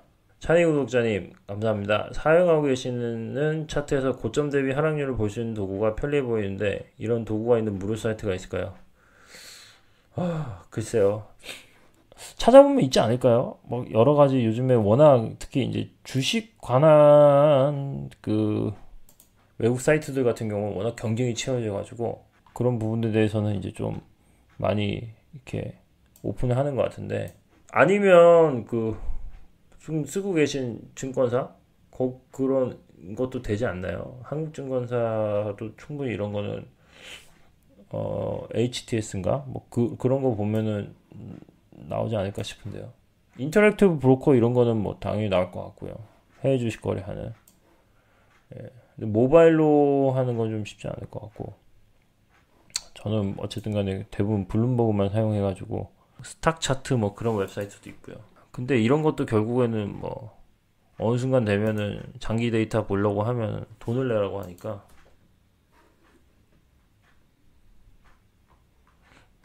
전 특정 사이트를 뭐 홍보하는 건 아니고 이런 것도 웬만한 뭐 기능은 되거든요. 근데 뭐 고점 대비 이렇게 자동으로 얼마나 빠졌고 이렇게 보여주는 건 좀 쉽지 않은 것 같고. 또 웬만한 뭐 여기 이런 지표들, 보조 차트들 이런 건 다 됩니다. 다양하게. 뭐 데일리 차트도 볼 수 있고 위클리 차트도 볼 수 있고요. 그렇습니다. HTS 있습니다. 예, 택함리 구독자님, 예, HTS에 있다고 봅니다. 위버 구독자님, 보통 개별주 매도 타이밍은 어떻게 잡으시나요? 알트코인 투자로 현재 수익 중인데 10% 오를 때마다 매도하고 있긴 한데 자꾸 오르니까 좀 참았다 팔아야 하나 싶네요. 그럼 뭐 잘 모르겠습니다. 이게 저는 기본적으로 길게 보기 때문에 가능하면 이제 좋은 주식 같은 경우는 어떻게 보면은 안 파는 게 능력인 것 같습니다. 예. 근데 코인은 제가 잘 모르겠습니다. 코인 잘 모르겠고 코인 같은 경우는 저도 펀더멘탈 이런 거보다는 그냥 차트? 예, 차트 기준으로 보는 게 좋을 것 같고 그냥 저는 모든 자산에 관해서 글쎄요 타이밍을 잡는다는 게 사실 어려우니까 근데 좀 오버 슈팅 되는 구간 그런 것들을 좀 잡아낼 수 있는 거는 이제 장기 추세선으로 봤을 때 좀 많이 벗어나 있다 싶으면 그렇게 하거나 아니면 뭐 보조 지표 저는 이치모쿠 많이 쓰거든요. 그런 것도 쓰고 뭐 그냥 피보나치 요즘에 이 XLE 같은 경우가 지금 많이 오르고 있잖아요. 이거 들고 계신 분도 아마 고민이 되시겠죠. 이거 지금 팔아야 되나? 계속 들고 가야 되나? 그럼 저는 보통 이런 식으로 저점하고 이렇게 연결을 해가지고 여기 평행 이동을 해요. 그죠? 그럼 요즘 여기 있잖아요. 그러니까 작년 3월 같은 경우는 급락장에서 108% 오르고 다시 거기에서 이렇게 빠지는 구간 되돌림이 있었죠. 이때 그냥 장기 홀더 하신 분들은 다시 이거 다 토해내고 이제 다시 회복되는 구간이 있잖아요. 그래서 저는 이제 단순히 기계적으로 차트만 보고 매매를 한다 그러면 개별 주식 같은 경우는 그냥 욕심 안 부리는 거죠. 이런 식으로 채널을 나눠가지고 이때 이제 요걸 한 중간 지점으로 보고 이건 과도한 하락이다, 이건 과도한 상승이다 생각하면 이런 부분에서 기준점을 잡는 거죠. 과거 궤적으로 봤을 때 이거를 이제 뭐 데일리로 보실 수도 있고 아니면 롱텀으로 보실 수도 있고, 롱텀으로 보면 또 완전 다른 그림이 나오거든요. 그러니까 이제 투자 기간을 어떻게 보느냐에 따라서, 트레이딩 그 홀딩 기간을 어떻게 보느냐에 따라서 그거를 이제 단기 매도 매매 시점으로 보실 수도 있고, 장기로 보시는 분들은 뭐 이거를 이렇게 볼 수도 있겠죠. 글쎄요, 뭐 이렇게. 뭐 모든 자산에 저는 다 적용을 합니다. 이거를 단순히 뭐 주식자산뿐만 아니라 단기적으로는 아까 말한 그런 식으로 되어 있지만 장기적으로 보면 이런 구간이 나오잖아요. 이런 구간들이 모르겠습니다. 이렇게까지 올라갈지는. 뭐 이렇게 생각하시죠. 요것도 이제 구간을 이렇게 나눌 수가 있죠. 이렇게. 그래서 무릎에 사서 어깨에 발자. 무릎은 이 정도 되겠죠. 어깨는 한 이 정도 되겠죠. 어깨가 여기 정도 되겠네요. 그럼 요즘에 55? 예. 이런 식으로도 이제 저는 개인적으로 적용을 합니다. 노상민 구독자님, 안녕하세요. 외람된 말씀이지만 요즘 디플레이션에 신경 쓰는 사람이 없는 듯합니다. 디플레이션 걱정을 지금 해야 할까요? 채권을 산다거나 하는.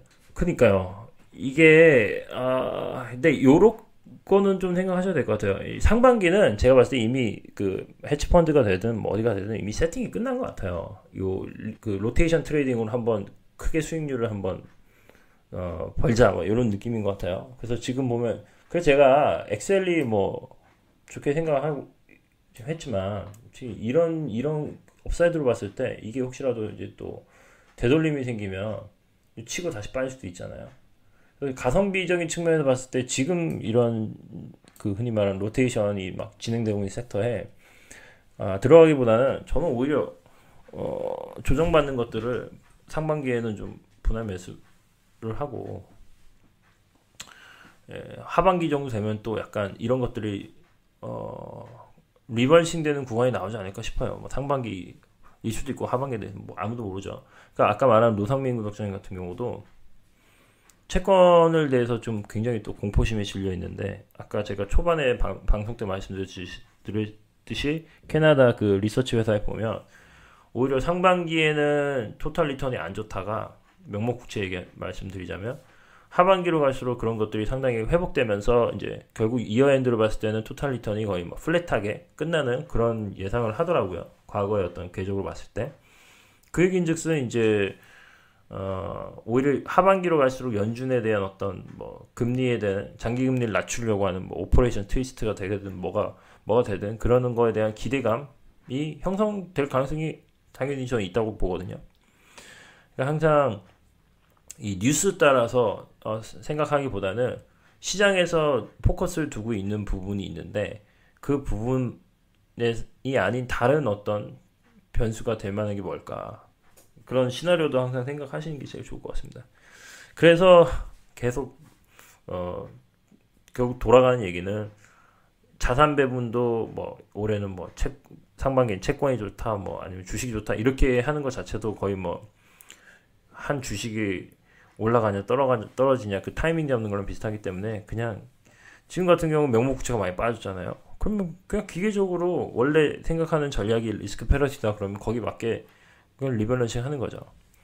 그러니까 애초부터 자산 배분을 했다는 얘기는 매뉴얼대로 가겠다는 얘기니까 매뉴얼을 자꾸 이렇게 바꾸면 안 되잖아요. 그럼 이미 매뉴얼이 아닌 거죠. 그래서 괜찮은 매뉴얼을 골랐으면 그 매뉴얼에 맞춰서 계속 그냥 기계적으로 누구죠? 그 리네상스 테크놀로지 그 사람도 그런 얘기 했던 것 같아요. 본인이 만든 수학적 모델이 있으면 자기는 그 모델에 거의 뭐 노예처럼 기계적으로 따라갈 뿐이다 뭐 얘기하더라고요. 뭐 그런 관점으로 저는 생각합니다. 위버 구독자님 보조 지표 간단히 알려줄 수 있을까요? 저도 다 모든 보조 지표를 다 아는 건 아니고요. 그 말씀 나온 김에 아까 말씀드렸던 그 이치모쿠 말씀드릴게요. 이치모쿠 그게 이제 일목균형표거든요. 이동평균선을 보통 많이 쓰잖아요. 근데 저는 이동평균선은 이게 워낙 이 들쭉날쭉이고 신뢰도가 좀 상당히 좀 떨어진 것 같아가지고 그걸 기준으로 뭐 무슨 이평선을 깨면 팔고 뭐 손절하고 뭐 아니면 뭐 회복이 되면 또 사고 막 이렇게 하다가는 그냥 샀다 팔았다 하다가 시간 다 보내기 때문에 그거를 좀 보완해서 나온 게 이제 이치모쿠거든요. 이것도 약간 이동평균선 같은 개념이 있긴 있어요. 이게 뒤에 따라오는 게 이제 후행선이라고 하는데 여기 나왔죠. 레그라고 그러고 그 선행선 지표는 두 개가 있어요. 1이 있고 2가 있어요. 이거를 이제 구름처럼 생겼다 해서 구름대 같다라고 얘기하는데 이 구름 위에 있으면 이제 상승 추세인 거죠. 굉장히 간략하게 말씀드리는 거예요. 일목균형표 아시는 분들은 제가 이 얘기하면 아마 막 기겁을 하실 텐데 너무 쉽게 그러니까 너무 단순화시킨다고. 오늘 말씀드리고 싶은 건 요거죠. 전환선, 컨버전선이 있고 베이스가 이렇게 기준선이 있거든요. 요게 어떻게 보면 이제 단기 이평선이나 약간 중기 이평선 생각하시면 되는데 지금 이게 주봉이잖아요. 그러면 지금 S&P 같은 경우는 이게 상승 추세가 계속 있었던 거는 어쨌든 이 노란선은 지금까지 안 깨고 있죠. 그리고 이 전환선은 그 보라색 선은 깰 때가 있어요. 깰 때가 있지만 결국 다시 위로 올라오죠. 이 추세가 훼손되지 않으면 지금 같은 경우 다시 올라오잖아요. 그죠? 요런 거를 어떻게 보면 하나 기준으로 삼으실 수도 있고 그럼 조정의 가능성 어디까지 열어두냐? 지금까지 봤을 때 그 언제죠? 작년 4월 요거 회복하고 나서 이게 빠질 때는 굉장히 이제 급격한 하락이 있었던 건데 잘 안 깨거든요. 그 전해를 봐도 전해를 봐도 2018년대 급락장일 때 그때 일부 깼지만 다시 돌아왔죠. 그리고 다시 위에서 웬만하면 이 위에서 계속 형성이 됐죠. 엎치락 뒤치락 하긴 하지만 근데 작년에 이렇게 빠지고 4월에 회복하고 나서 전환선 기준으로 계속 하다가 그때부터는 깬 적이 없죠. 조정을 받더라도 노란선 안 깼으니까 그러면 올해 같은 경우도 이 정도를 기준 잡아볼 수도 있겠죠. 이 상방 추세가 훼손이 안 된다 싶으면 이 안에서만 조정을 받지 않을까 볼 수가 있는 거죠. 나스닥 같은 경우도 이렇게 비슷하게 보실 수가 있고 나스닥 같은 경우는 좀 다른 게 벌써 이 노란색을 건드렸거든요. 어떻게 보면은 S&P보다는 가격적인 측면에서 더 세게 조정을 받은 거니까 좋은 기회가 만들어질 수 있겠다. 희한하죠. 이거 딱 건드리니까 바로 딱 치고 올라오잖아요. 그죠? 요런 정도? 근데 요거는 관심 있으시면 공부를 하셔야 됩니다. 이게 관련된 책만 해도 엄청 많거든요. 다 볼 수는 없고. 오늘 요 정도만 말씀드리겠습니다. 찬이 구독자님, 패시브 펀드 자금이 계속해서 많아지는 원인이 무엇일까요? 오랫동안 패시브 펀드가 액티브 펀드의 성과를 압도했기 때문인 걸까요? 패시브 투자자가 점점 많아진다면 액티브 투자자들이 더 많은 기회를 발견할 수 있게 되고 액티브 펀드의 성과가 좋아질 가능성이 높아지는 것이 아닌지 궁금합니다. 요 디베이팅이 굉장히 몇 년 동안 금융위기 이후로 지속이 됐고요. 요게 퍼펙트 이기잼플이 저는 아크 ETF라고 생각을 하거든요. 그러니까 그 베런즈에 이번에 되게 재밌는 기사가 나왔어요. 금융업계에서 가장 영향력 있는 여성을 이제 뽑았는데 그 중에 한 분으로 이 캐시 우드가 이번에 선정이 됐거든요. 그러면서 그분에 대해서 이제 뭐 과거에 어떤 경험을 쌓았고 어떤 삶의 철학을 가지고 있고 보니까 뭐 아크라는 이름 자체가 뭐 방주잖아요. 그게 이름이 어디서 나왔나 보니까 이분이 뭐 카톨릭 신자신 것 같아요. 네. 그래서 본인이 거기서 이제 따온 거라 얘기하는 부분도 있고. 근데 이분이 했던 얘기가 그거예요. 과거에 이제 일했던 회사들에서 질린 게 그게 뭐냐면 이제 흔히 말하는 벤치마크, 벤치마크를 너무 의식을 한다는 것에 대해서 이제 회의감이 있었던 거죠. 그 아까 방금 말씀하신 뭐 그런 부분하고도 좀 통한다고 생각하는데, 금융위 이후에 이제 완전 사람들이 이제 액티브 펀드에서 질려가지고 다 패시브 펀드로 가다 보니까 그게 너무 오랫동안 지속되니까 이제 어떻게 보면 시장에 또 비효율성이 만들어진 거죠. 그 예를 들자면 이제 테슬라 같은 경우는 벤치마크를 추정한다 그러면 사실 펀드 매니저들이 못 담죠. 뭐 인덱스 편입이 안 됐었으니까. 근데 이 부분 같은 경우가 이제 얘기하는 게 지금 밀레니얼들을 엄청 많이 뽑아놨는데, 그 흔히 말하는 월가 출신들, 애널리스트, 섹터 애널리스트 출신들은 바이어스가 심하다 그래가지고 그런 그냥 산업 분석 하면서 이제 인덱스를 무시하자. 어차피 이제 장기적으로 봤을 때는 변동성은 가져가야 되는 부분이고, 변동성이 심하다 하더라도 결국 우상향하고 좋은 투자 결과가 있으면 해볼만 하다라고 이제 승부수를 던진 거죠, 이분이. 네.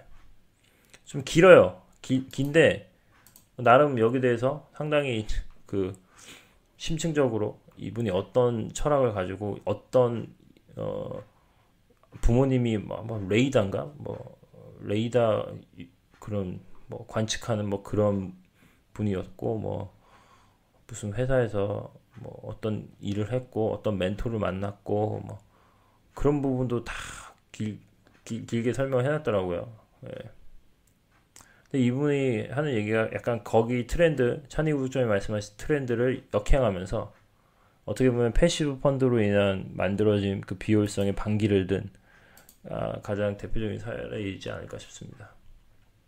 그러니까 이미 벌어지고 있는 거죠. 그러니까 물고 필반이라 그러죠. 항상 어떤 만물은 극에 달하면 반드시 반동이 일어난다. 뭐 그런 것 같아요. 예. 택함리 구독자님, 미국 장기채 이자 수익이 낮고 금리 상승에 대비하여 코어 전략에서 채권 비중을 다양화해야 할 것 같다는 생각이 있습니다. MRC님께서는 혹시 다른 픽스드 인컴 중에 주목하고 계신 것이 있는지요? 미국 단기채, 중국 국채, 뮤니본드, 회사채 리츠 등입니다. 이에 추천할 만한 미국의 ETF가 있는지요? 그냥 이거를 나눠서 하셔도 되고요. 예, 나눠서 하셔도 되고, 그냥 그게 뭐 나누는 것도 귀찮다. 그냥 한 방에 뭐 해결을 하고 싶다. 그러면 이제 잡채, 예, 모기 채권 막 이런 거 다 써가지고 풀링한 그런 거를 한번 고려해 보실 수도 있죠. 모닝스타에서 어쨌든 4개 받았고, 이거 BND인가요? 그거하고 좀 비슷한데 뭐 그냥 맞는 거 쓰시면 돼요. 근데 보시면 이제 그 US 가버먼트 본드 37%, 에이전시 MBS, 그러니까 정부가 보증하는 모기 채권, 인베스트먼트 그레이드, 그 non 에이전트 MBS, 하이드 크레딧, 이머징 마켓 크레딧, 에셋 백드 시큐리티즈, 커머셜 모기지, 뱅크론 뭐 다 있죠. 예. 듀레이션도 뭐 다양하게 있고요. 이런 거 뭐 페니메이, 모기 채권 이런 거 어떻게 개인이 알아서 거래를 할 수 있겠어요? 이렇게 그냥 다 섞여 있어가지고 이제 잡채처럼 이렇게 나와 있는데 이런 거를 하셔도 되죠. 근데 이런 거는 사실 개인이 뭐 샀다 팔았다는 전략보다는 이미 알려진 거잖아요. 미국 명목국채는 이런 거. 그러니까 이런 거 하나 사고 거기에 보완할 만한 아이볼 ETF나 아니면 뭐 그때 예전에 제가 계속 말씀드렸던 영상으로 만들었죠. 영상으로도 만들었 CNYB 블랙락에서 만들었던 그거를 다시 영상을 한번 보셔도 되고요. 싱가포르에 상장된 거는 CYB SP. 예. CNYB 요거는 이제 그 가버먼트 본드와 이제 폴리시 뱅크죠. 그러니까 정책 금융기관 이런 뭐 쿼지 소버린이라고 하죠. 차이나 디벨롭먼트 뱅크 뭐 이런 거죠. 그런 거를 이제 위안화로 된 채권을 투자하는 거고. 그렇죠. 현재로서는 뭐 아이볼, 위안화 국채, ETF, CYB, SP 요거는 싱가포르에 상장돼 있고요. 요거는 100%입니다. 중국 부채가. 올해 수익률은 뭐 좀 나오고 있고요. 그리고 C본인가? 중국 회사채도 하고 싶으시면 위안으로 된 이런 것도 있고요. 그리고 만약에 그 인컴을 찾으신다. 예전에 영상도 만들었는데 AHYG 이것도 싱가포르에 상장되어 있는 거거든요. SP니까. 요거는 하이힐드 채권입니다. 아시아 하이힐드. 올해 같은 경우 아시아 하이힐드 같은 경우는 이제 상당히 그 성과가 나쁘지 않아요. 왜냐면 기본적으로 아시아 하이힐드는 듀레이션이 그렇게 길지가 않아요. 그거는 딴 게 아니라 아시아 하이힐드 같은 경우가 회사채를 길게 발행하고 싶어도 받아주질 않기 때문에 시장에서 소화가 안 되기 때문에 짧게 발행할 수밖에 없거든요. 이런 거죠, 뭐 중국 카이자, 중국 그 뭐죠? 프로퍼티 본드거든요. 이런 건 개별 회사채를 겁나서 투자 못하죠. 이런 것들. 그런 것도 있고 제가 또 미국의 유럽의 은행들이 갖고 있는 AT1 코코본드 후순위채죠. 후순위채 그런 거를 만들어낸 AT1. 제가 아까 뭐 후순위채 얘기하다가 통신이 좀 장애가 생겨가지고 아까 GSIB 말씀드렸었거든요. 화면 보이시나요? 보이시면 요거 참고하시면 될 것 같고요.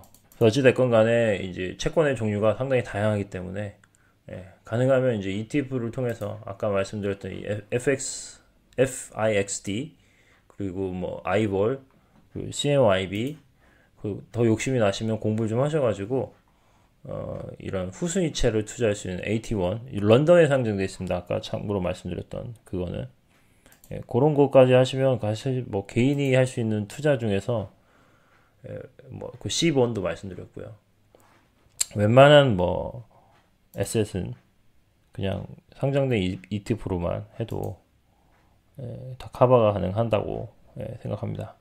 아까 전에 질문 중에 제가 답변을 못 드린 게 있어가지고 찬이 구독자님께서 말씀하셨는데 최근 금이 부진한 주 원인이 비트코인에 있다고 보시나요? 비트코인이 금과 같은 인플레이션 해지 자산으로 인정받게 된다면 공급량이 늘어나는 것과 비슷한 효과가 발생하게 되는 건가요? 비트코인 영향이 저는 있지만 실질적으로 이제 실질 금리가 다시 이제 정상화되는 뭐 과정에서 경기 회복이죠. 한마디로 이제 금리가 올라가서 저는 영향을 받았다고 생각합니다. 뭐 그렇게 보실 수 있죠. 금의 대체재가 많아진다는 얘기니까. 근데 뭐 금 투자하는 수요가 100% 비트코인으로 가긴 굉장히 어렵죠. 어려운데 그건 있죠. 금에 투자된 자산의 규모가 크기 때문에 거기서 일부만이라도 비트코인 같은 자산으로 유입이 된다 그러면 상당히 그 영향을 줄 수가 있는 거죠. 그래서 금요일날 저도 이제 콜을 하나 했는데 그때 이제 그 펀드 매니저 중에 한 사람이 뭐라고 했냐면 올해 같은 경우 왜 이렇게 그 흔히 말하는 이제 레가드 굉장히 소외받았던 언더퍼포밍했던 에너지 섹터니 뭐 이런 쪽에서 탄력성 있게 굉장히 이렇게 빠르게 회복되잖아요. 항공, 크루즈 이런 것들이 그 이유 중에 하나가 그렇게 설명하더라고요. 애플이든 뭐 아마존이든 흔히 말하는 빅테크죠. 빅테크에서 이제 상당히 작년 부분에 쏠림 현상이 강했는데 거기에서 이제 일부만 돈이 빠져나와서 소외됐던 섹터에 자금이 유입이 돼도 워낙 이제 그 시가총액으로 봤을 때 상대적으로 봤을 때 작기 때문에 가격에 미치는 임팩트는 훨씬 클 수 있다는 거죠. 그런 관점으로 보면 이제 금에 들어갔던 자산이 비트코인으로 조금만 움직여도 제도권의 자금이 조금만 움직여도 뭐 블랙락에서도 뭐 이제 약간 간 본다고 하더라고요. 그죠? 그런 것들만 생겨도 상당히 이제 거기에 대해서 영향을 줄 수 있는 거죠. 근데 그 AT1 채권은 나중에 그 관심 있으신 분들은 한번 그 공부를 하시면 상당히 좋으실 것 같아요. 사실 저는 한국에 있는 그 투자자분들이 해외 채권을 언제나 이렇게 좀 그 뭐죠? 자유롭게 투자할 수 있을까? 그 부분이 상당히 이제 궁금해요. 이런 것들이 사실 굉장히 어떻게 보면 대안이 될 수가 있거든요. 네, 하나 샘플로 제가 하나 보여드릴게요. 뭐 HSBC 뭐 이런 거는 잘 알고 계실 테니까. 예, 요게 이제 하나의 이기잼플로 제가 갖고 왔는데 이게 HSBC가 발행한 후순위 채권이거든요. 이 퍼페추얼이라는 내용인데 여기서 4%짜리고요. 가격이 지금 발행한 지가 얼마 안 됐거든요. 이게 콜데이시라는 게 있어요. 그래서 발행한 주체가 일정 기간이 지나면 바이백 할 수 있는 그런 콜옵션을 갖고 있는 채권이고요.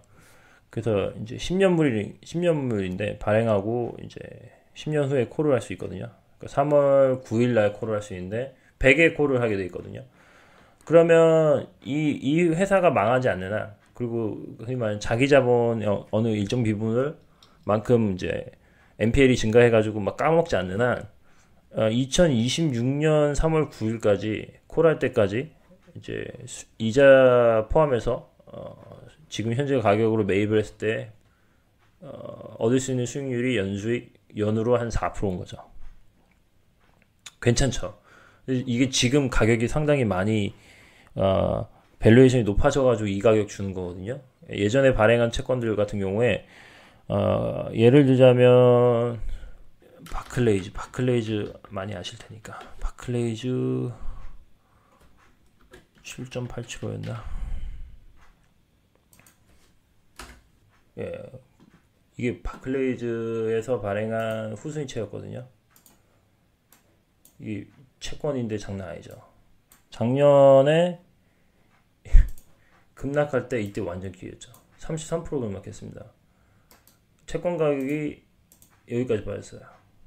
그때 뭐 후순위채는 참고로 배당을 안 줄 수도 있거든요. 그래서 배당을 스킵할 수가 있어요. 그러니까 배당이라기보다는 이제 이자를 스킵할 수 있어요. 은행의 상황에 따라서. 근데 이자를 스킵하면 그거를 나중에 소급을 안 해줍니다. 이 채권 같은 경우. 그래서 이 당시에 이제 은행들이 뭐 HSBC가 은행 주식에 배당도 안 준다고 하니까 지레 겁먹고 이제 후순위채도 배당 안 준다 뭐 이런 얘기했는데 완전 다른 거죠. 후순위채는 채권이기 때문에 배당 안 주면 이제 상당히 캐피탈 마켓에서 자금 조달이 힘들기 때문에 웬만하면 주고 채권자 입장에 봤을 때는 은행에서 배당을 줄이면 오히려 플러스 요인이죠.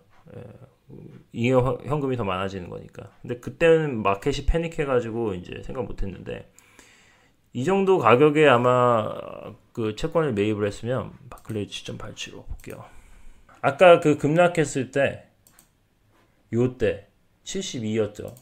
그럼 요즘은 이제 72로 계산을 하면 여기에 이제 수익이 리프레시가 되는데 이게 43%예요. 그러니까 그때 채권을 사신 분들은 2020년 콜이거든요. 22년. 그때까지 보유해서 만약에 2022년에 이거를 100에 상환을 해준다. 그러면 토탈 수익이 43%가 나오는 거죠. 무슨 얘기냐면 이제 이런 개별 채권을 거래하실 수 있으면 상당히 이제 좋은데 주식 이상의 어떤 성과를 올릴 수 있을 만큼의 뭔데 이런 건 확정이잖아요. 망하지 않으면 100에 상환을 해야 되는 거니까. 네.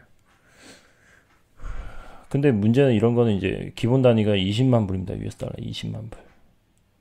예, 그런 게 좀 단점이고 한국에서 이거를 증권사 통해서 거래하기가 어려운 걸로 알고 있어요. 그런 단점이 있습니다. 근데 이런 것까지 만약에 개인 투자자분들이 투자하실 수 있다. 그러면 이제 거의 뭐 다 하실 수 있는 거죠. 김민재 구독자는 이번 하락기에 국채가 없는 PHDG가 RPAR 수완보다 덜 떨어지더군요. 나중에 버블이 터진 하락기엔 빅스와 조합되어진 PHDG 단독 혹은 그때쯤 높아진 국채 금리가 떨어지면서 수익이 나는 수완과의 조합이 어떤가요? 그게 이제 PHDG 제가 영상을 만든 게 있는데 그러니까 변동성이 정말 극심해질 경우에는 아마 빅스 퓨처에 대한 익스포저를 거의 40% 정도로 올리는 걸로 제가 기억이 나거든요. 다시 찾아봐야 되는데 이런 이유 때문에 이제 그때 개인적으로도 섞어서 사용한다고 말씀드렸죠. 예. 한번 볼까요? 작년 급락장 같은 경우에 지금 컴퓨터가 좀 렉이 걸리네요. 잠시만요. 가격의 그 흐름을 보면 다르게 움직였어요. 그게 이제 변동성 지수 때문에 그렇거든요. 확대를 해보면 물론 이제 캔들이라서 이게, 하지만 여기 보시면 작년 3월 같은 경우는 오히려 가격이 이렇게 치솟았죠. 왜 이렇게 많이 움직였냐면 이게 변동성 때문에, 위클리라 그렇구나. 또 변동성 때문에 그렇죠. 변동성에 대한 익스포저를 그때 많이 늘려놨기 때문에 상당히 오히려 다른 자산들이 하락할 때 3월달이죠. 일시적으로 빠졌지만 그 다음에 이렇게 올라갔거든요. 왜냐면 왜 일시적으로 빠졌냐면 변동성이 어느 정도 그 높아지거나, 그리고 또 그 PHDG에서 그 인덱스 뭐죠? 리밸런싱 하는 그 기준이 있거든요. 그 기준에 해당이 될 때까지 일단은 변동성 지수에 대한 투자를 늦추고 있다가 나중에 어느 정도 그게 트리거가 되면 이제 확 늘리거든요. 그 늘린 시점부터는 사실 상당히 이렇게 올라갔죠. 다시 제자리로 오긴 했지만. 그러니까 이거는 정말 거의 뭐 작년 3월 같은, 혹은 뭐 금융위기, 뭐 그 정도 급의 어떤 시장에 충격이 오지 않는 한 사실 발생하진 않거든요. 근데 요즘 같은 경우도 사실 뭐 주식시장이 좀 불안불안해지니까. 근데 뭐 또 빅스 지수는 또 엄청나게 뭐 올라가진 않았어요. 현재까지는. 그러니까 어떻게 보면 다행이죠. 빅스 지수까지 지금 취소했으면 아마 시장이 뭐 작년 3월까지는 아니더라도 상당히 큰 조정으로 갈 수 있는 상황인데, 다행히 뭐 거기까지는 가지 않았기 때문에. 근데 모니터링 해야죠. 근데 빅스 지수 같은 경우를 뭐 개인이 이거를 막 투자하는 건 거의 뭐 불가능하잖아요. 변동성이 너무 높기 때문에. 물론 거기에 레버리지 상품이 있긴 하지만, 그래서 그런 거를 누군가가 이렇게 룰 베이스로 액티브하게 관리해주는 차라리 ETF에 투자하는 게 훨씬 낫다고 생각합니다. 저도. 이게 30까지 갔다가 다시 떨어졌죠. 이게 여기서 만약에 더 조정이 되려고 그러면 아마 그 작년, 글쎄요, 이 3월에 이렇게 올라갔죠. 작년 이 전염병 사태 때 떨어져서, 많이 떨어져서 이 정도지, 그전에는 사실 이렇게까지 빠졌죠. 시장이 더 상승하려면 이게 사실 현재로서는 이제 레인지인데, 이 사이에서 지금 현재 움직이죠. 그 주식 투자자들한테 제일 좋은 시나리오는 아무래도 이 변동성이, 그 뭐죠? 지금 작년에 올라갔던 뭐 테크나 성장주들은 계속 상승 추세 유지하면서 이런 것들이 이제 다시 밑으로 꺾이는 이런 시나리오가 나오면 제일 좋겠죠. 근데 반대로 간다 그러면 여기서 뚫고 올라가는 거예요. 근데 다행히 금요일날 시점에서 이게 쫙 꺾였습니다. 이런 추세가 있긴 하지만 1월 달에 여기까지 올라갔다가 다시 빠졌거든요. 이거 모니터링 해야죠. 네. 그렇습니다.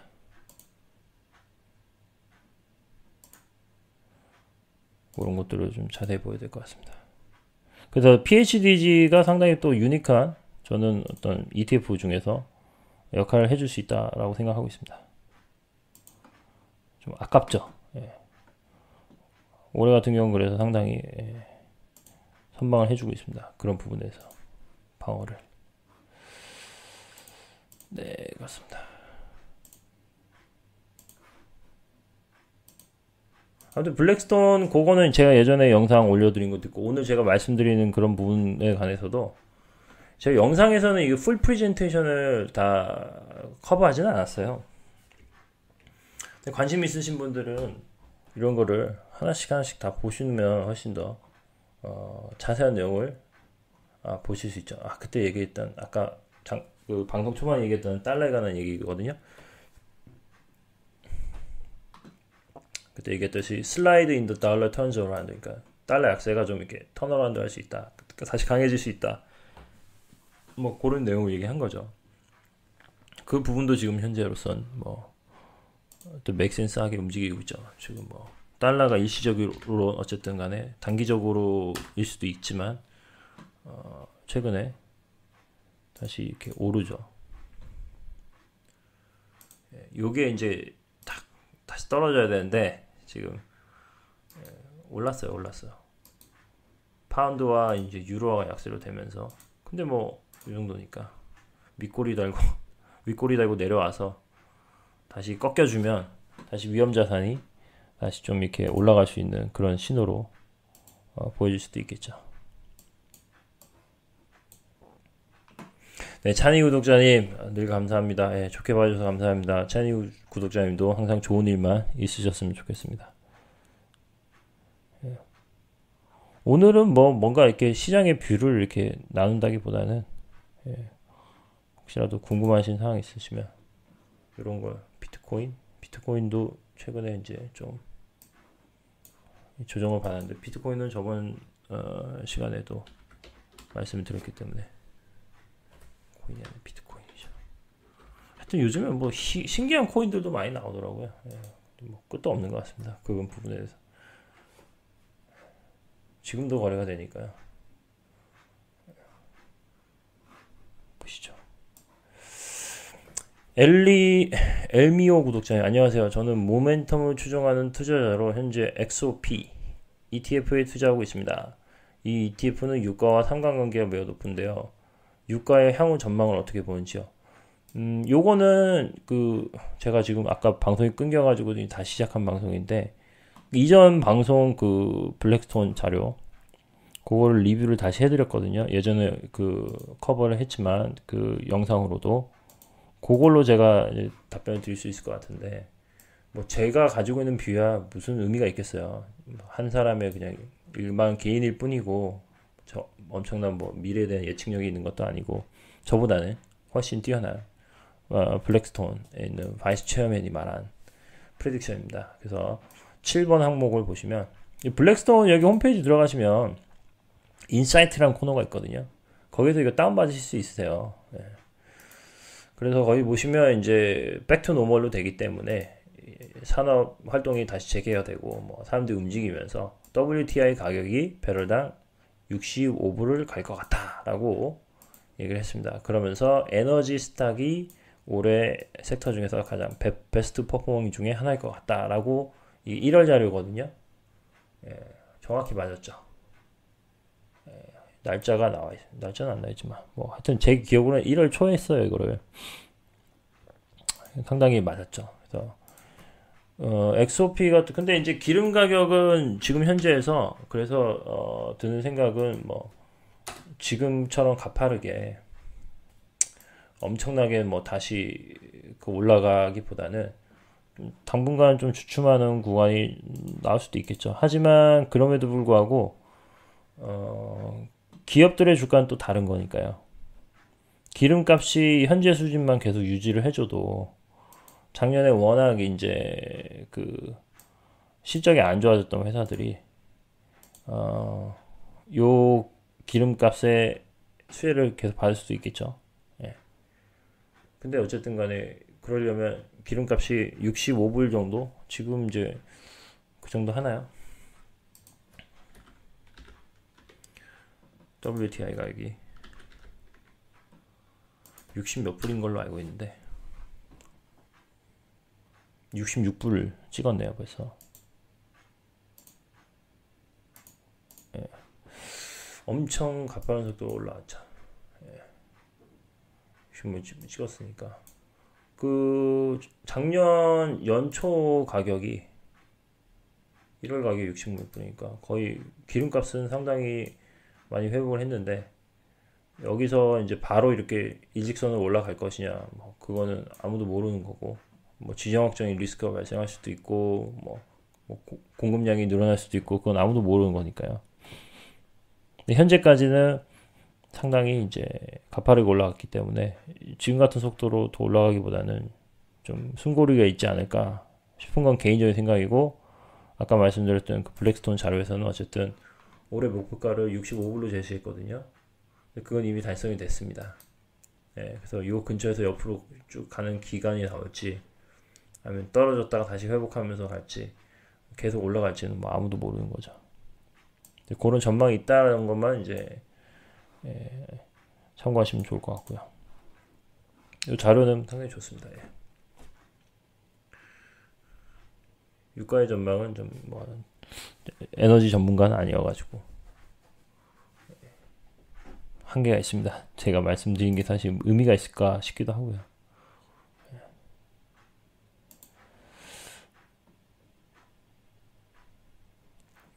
그렇습니다. 예, 친절한 답변. 예, 아닙니다. 예, 도움이 되셨으면 좋겠습니다. 어쨌든 올해는 로테이션의 한 해이기 때문에 이거를 뭐 적절하게 바벨 전략으로 보시면서 그리고 그건 있죠. 아까 엑소피를 말씀하셨는데 배당을 주지 않나요? 그런 기업들은 제가 알고 있기로는 에너지 기업들은 그래도 배당을 꽤 주는 걸로 알고 있는데 볼게요. 그렇게 많이 안 주네요. 보고 있는데 배당률이 1.34% 그렇게 나오네요.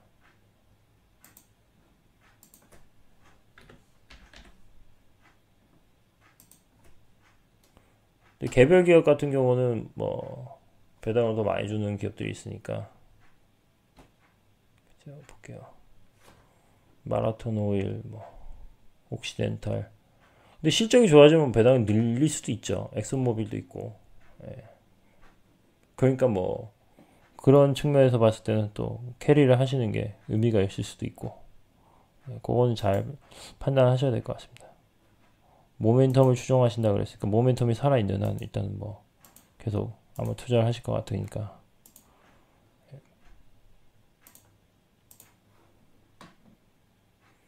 최준혁 구독자님, 버크셔는 언제쯤 배당을 할까요? 버크셔요? 그 모르겠습니다. 예.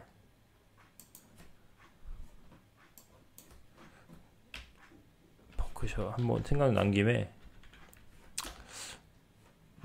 미니 버크셔 주식을 한번 볼게요.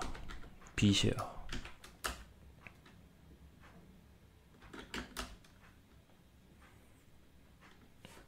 그냥 재투자를 해서 계속 주주한테 이익을 극대화시키는 전략을 지금까지 쓴 걸로 알고 있는데 어떻게 보면 올해 같은 경우가 뭐 버크셔 주식 같은 경우가 작년에 좀 안 좋았는데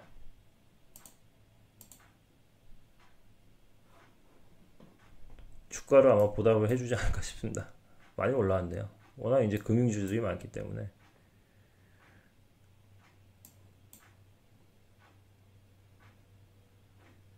어쨌든 뭐 이것도 장기적으로 봤을 때 계속 꾸준하게 우상을 해온 주식이기 때문에 뭐 버크셔가 좀 언더퍼폼하는 때가 있었겠죠.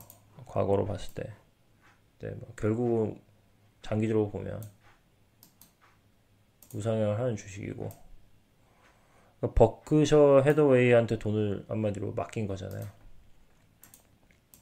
알아서 구해달라고.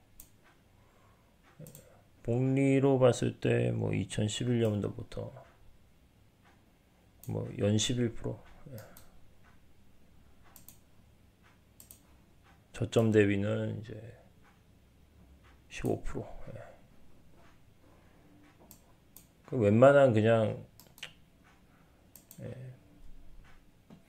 글쎄요. S&P가 날지 버크셔가 날지 이것도 한번 공부해 볼 필요가 있겠네요. 과거의 S&P 대비 언제 언더퍼폼 했고 언제 아웃퍼폼 했는지 대부분 아웃퍼폼 했겠지만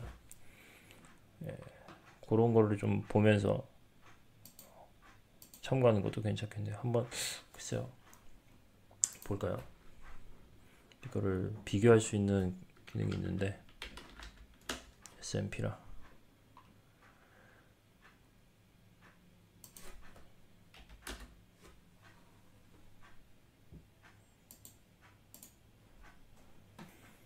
일단 블룸버그가 상당히 좋습니다. 예, 지금 같은 경우는 상당히 이제 작년에 1년을 보면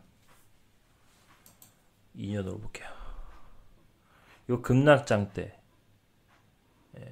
버크셔가 이제 뭐 비슷하게 수렴을 했죠. 이렇게 빠졌다가 완전 이제 위너와 루저가 약간 갈린 형국이었죠. 왜냐면 워낙 이제 버크셔는 이제 기술주 이런 부분에 대해서 좀 또 달랐을 테니까요. 에너지 주식도 많이 몰려 있었고 항공 주식에서도 손절했고 하니까. 근데 이게 길게 누렸더라 보면 글쎄요. 5년, 10년으로 볼까요? 네. 좀 심하게 지금 언더퍼포밍 했네요. 작년 때문에 확실히. 이게 좀 좁혀져야 되는데 올해 볼게요. 올해는 이제 아웃퍼폼하기 시작했네요. 예. 근데 그렇게 생각하면은 이게 3월달 해가지고 아직도 좀 벌어져 있다 생각하면 이게 아웃퍼폼할 것 같다 하면 이런 전략도 괜찮겠네요. 요즘 버크셔를 사고 뭐 좋은 전략인지 모르겠어요. S&P를 이제 인버스를 사는 거죠. 그러면 이 아웃퍼포먼스만큼 이제 캡처를 하는 거니까 지금 괴리 이게 벌어진 게 지금 글쎄요 아직 한 10% 가까이 벌어져 있다 생각하면 그거를 캡처링하는 뭐 전략 일종의 뭐 롱숏이죠 롱숏 그런 것도 한번 생각할 수도 있는 것 같은데 최준혁 구독자님 S&P 말고 버크셔 사모으고 있는데 지수에 언더퍼포하는 기간이 길어지고 있어서요. 그렇겠네요. 근데 장기적으로 보면 또 역사적으로 뭐 잘 해왔으니까 괜찮지 않을까 싶은데요. 방금 참고로 이 말씀드린 이 차트는 토탈 리턴이에요. 그러니까 배당을 포함한 거거든요. 보시면 이제 버크셔는 프라이스 체인지하고 토탈 리턴이 같죠. 왜냐면 배당 안 주니까. 근데 S&P는 배당을 주잖아요. 물론 이거는 이제 세금을 감안 안 한 것 같은데 그래서 토탈 리턴이 이렇게 내려간 거고 여기 차이가 나오네요. 지금 8.6%네요. 1년으로 봤을 때. 근데 이어 투데이에서는 드디어 아웃퍼폼을 하기 시작했습니다. 그러니까 연초에 사셨으면 S&P보다 아웃퍼폼을 한 거고 기간은 어느 걸로 잡느냐에 또 다르겠죠.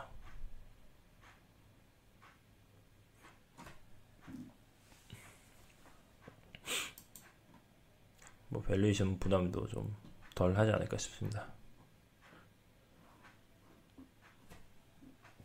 재밌네요. 이렇게 보니까. 근데 배당을 안 주는 건 좀 아쉽네요. 그 좀 들고 있는 동안에 뭐라도 현금 흐름이 나와주면 좀 투자는 또 맛이 있잖아요.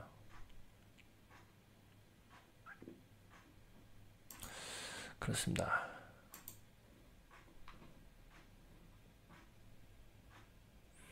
테캄리 구독자님, 보통 알파 전략 운용에서 평균 보유기간 어떠신지요? 엑셀이나 CHIQ, EMQQ, 큐어 등 보유한 것 같은 건데 셀 전략 어떠신지 궁금합니다. 이, 이, 제가 지금 뭐 여러 가지 ETF를 말씀드린 거 제가 다 보유하고 있지는 않고요. 개 중에서는 이제 뭐 저희 뭐 제가 자문을 드리는 뭐 그런 분들한테 추천한 것도 많이 있고.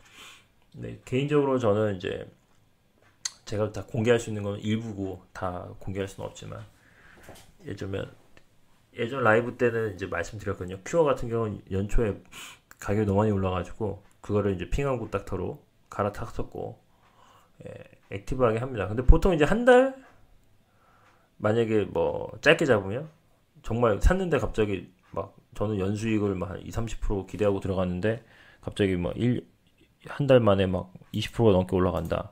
그럼 사실은 그거는 좀 오버슈팅 된 걸 수도 있잖아요.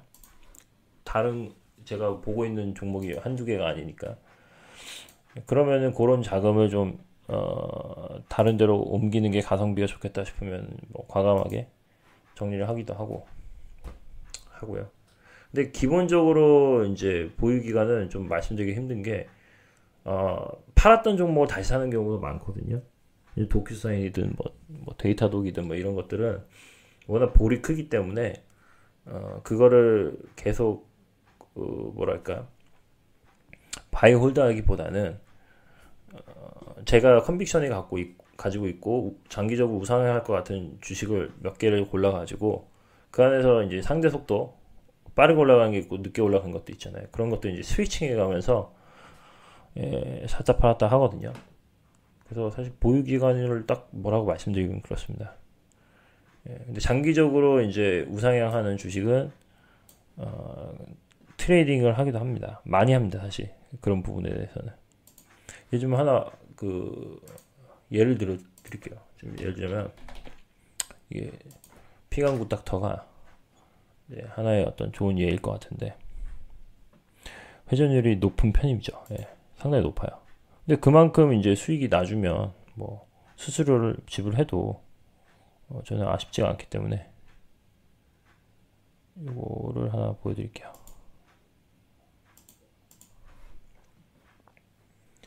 예를 들자면 그 큐어를 팔고 이거를 갈아탔죠. 연초에 너무 많이 올라가지고. 근데 갈아타고 나서 예를 들자면 그때 90 몇 불에 샀거든요. 근데 갑자기 막 96불인가? 그때인데 이렇게 올라갔어요, 갑자기. 51%. 그러니까 이런 거를 그러면 바이홀드 해야 되냐 싶은 생각이 드는 거죠. 물론 이제 저는 개인적으로 이거 목표가를 뭐 방송 때도 이제 말씀드렸지만 좀 한 190불 이상은 보고 있거든요. 그러니까 190불 정도까지는 이제 좀 바라보고 있는데 이것도 뭐 장기적으로도 뭐 좋고 펀더멘털도 저는 앞으로 뭐 올라갈 여지가 많다고 생각해서 예를 들자면 190불 정도를 봤단 말이에요. 제가 진입한 시점에서 96불에 사가지고 근데 그럼 여기서 96불에 사가지고 예를 들면 1년이든 2년이든 해가지고 예를 들면 100% 정도 수익률 가까이 보고 들어갔는데 사자마자 예를 들면 이게 50몇 프로 올랐다. 그럼 이거를 계속 들고 있는 것보다는 이게 이렇게 올라가면 당연히 떨어지는 구간이 생기겠죠. 그래서 일부를 여기서 146불 정도에 팔았어요. 근데 좀 빨리 샀어요. 저는 조정이 한 이 정도에서 끝날 줄 알았거든요. 근데 사자마자 막 떨어졌어요. 근데 이익을 상당히 많이 반납하긴 했지만 136, 130 몇 불을 여기 정도 샀던 걸로 기억나요. 그래서 저는 이때 팔아가지고 10% 조정받고 사면 좋겠다 싶어서 했는데 다시 빠지더라고요. 근데 결국 제자리로 오니까 그럼 또 다시 살만한 구간이잖아요. 그러면 이제 이때 어차피 이익이었고 팔고 샀으니까 아직 이익이죠. 제자리 오지도 않았고 그러면 이 정도 되면은 이게 웬 그 찬스냐 해가지고 아마 또 사도 되겠죠. 어쨌든 저는 목표가가 200불 정도로 보고 있기 때문에.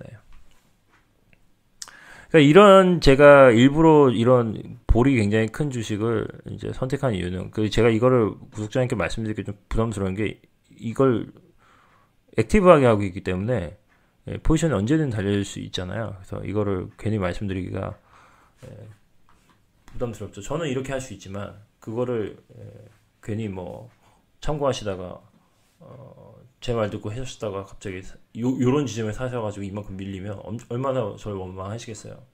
그래서 말씀드리는 게 저는 이거 상당히 이제 샀다 팔았다 한다.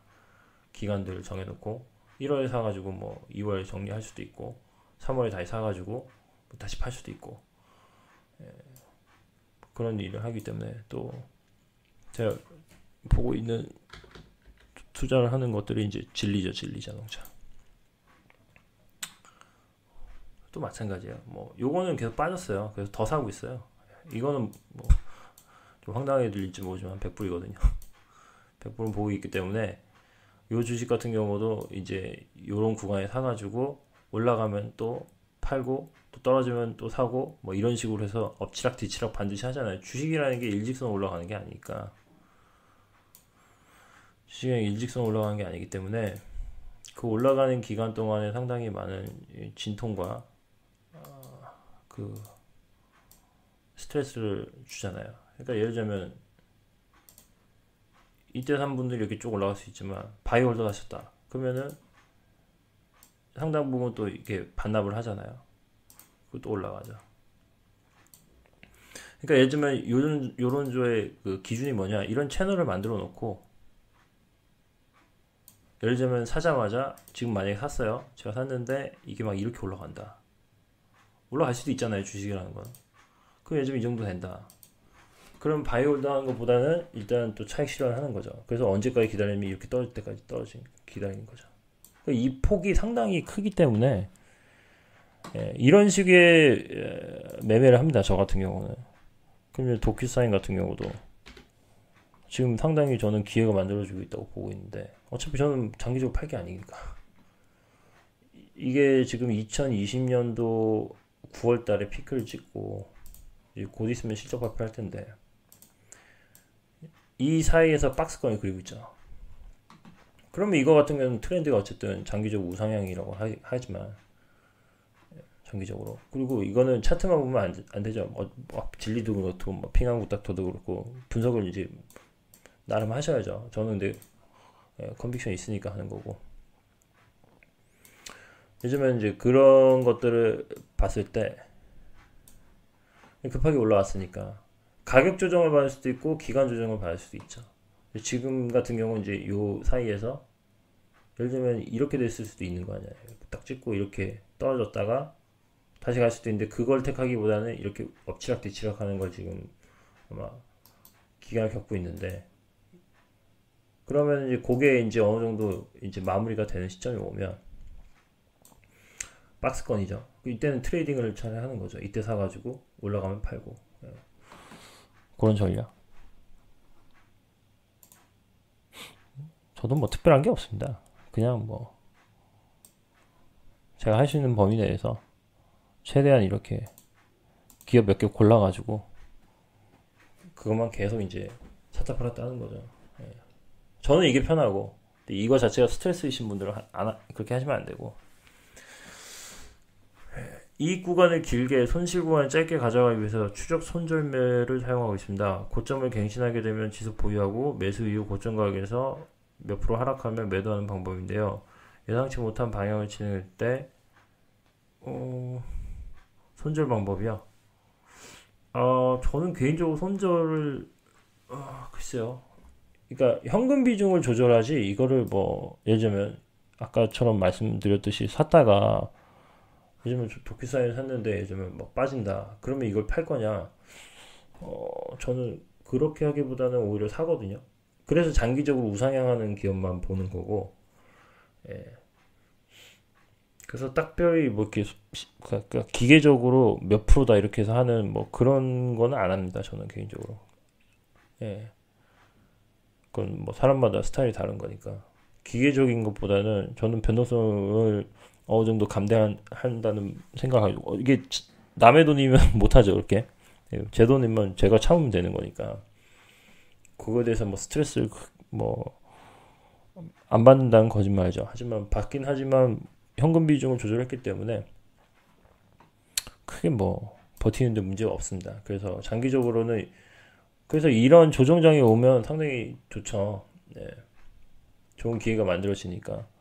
예를 들면 제가 또 그 하고 있는 것 중에 에퀴닉스, 이것도 지금 성과가 되게 안 좋아요. 솔직하게 말씀드린 거예요. 저 투자를 했지만. 근데 좀 뭐 어마무시하게 빠지고 있죠. 근데 데이터 센터에 대한 수요가 그러면 앞으로 줄어들 것이냐? 좀 계속 늘어난다고 보거든요. 그러니까 그 투자 기간을 짧게 보면은, 예를 들면 이럴 때 사가지고 만약에 들어갔다. 그러면 이제 이렇게 빠지는 거죠. 전년평에서 이렇게 빠졌고. 근데 데이터 센터에 대한 컨빅션이 있거든요. 앞으로 거기에 대한 수요는 계속 늘어날 걸로 보기 때문에, 그게 지금 이 장기 우상향한 차트가 보여주고 있죠. 우상향 하잖아요. 근데 여기서 엎치락 뒤치락 하는 거죠. 빠질 때가 있고 좀 오버슈팅 될 때가 있고, 그죠?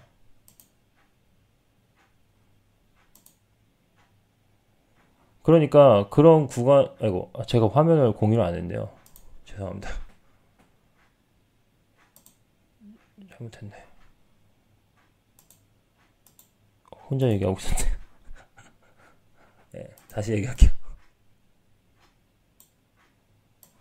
에퀴닉스죠, 에퀴닉스. 구간을 짧게 보면, 요즘에 이런 구간을 만나면 얼마나 괴롭겠어요. 근데 이런 구간이 예전에 있어 왔던 거죠. 그럼 이때 손절을 하냐? 그거는 이제 뭐 그렇게 할 수도 있죠. 트레이딩 관점에서. 근데 저는 애초부터 이거를 길게 보유하려고 산 거기 때문에 그러기 때문에 현금 조절을 한 거죠. 과거에도 이런 일이 있었죠, 얼마든지. 이런 변동성이 큰 주식 같은 경우는 이건 노멀이죠, 노멀. 뭔가 주식에 큰 악재가 있어서 그런 거 아니냐. 최근에 뭐 실적 발표도 했지만 뭐 제가 봤을 땐 문제가 없어요. 전혀 문제가 없고 펀더멘털에 문제가 없고. 근데 장기적인 성장성은 전 여전히 충분하다고 생각하는데 이때 워낙 이렇게 작년부터 올라왔으니까 이런 구간이 생길 수도 있는 거죠. 이런 구간이 만들어지면 제일 좋겠죠. 이럴 때 사면. 이럴 때도 있었으니까 이걸 좀 세분화시키면 지금은 어떻게 보면 이제 작년 3월이죠. 작년 3월 때만큼이나 장기적 우상향하는 그걸로 봤을 때는 대충 정교하게 못하고 있는데 요때 시점이죠. 요때 손절을 했었냐. 저는 이 디지털 트랜스포메이션에 있어서 데이터 센터는 거의 뭐 핵심 인프라라 생각하기 때문에 이럴 때 오히려 더 분할 매수를 해야 된다 생각을 하고 있습니다. 개인적으로는요. 네.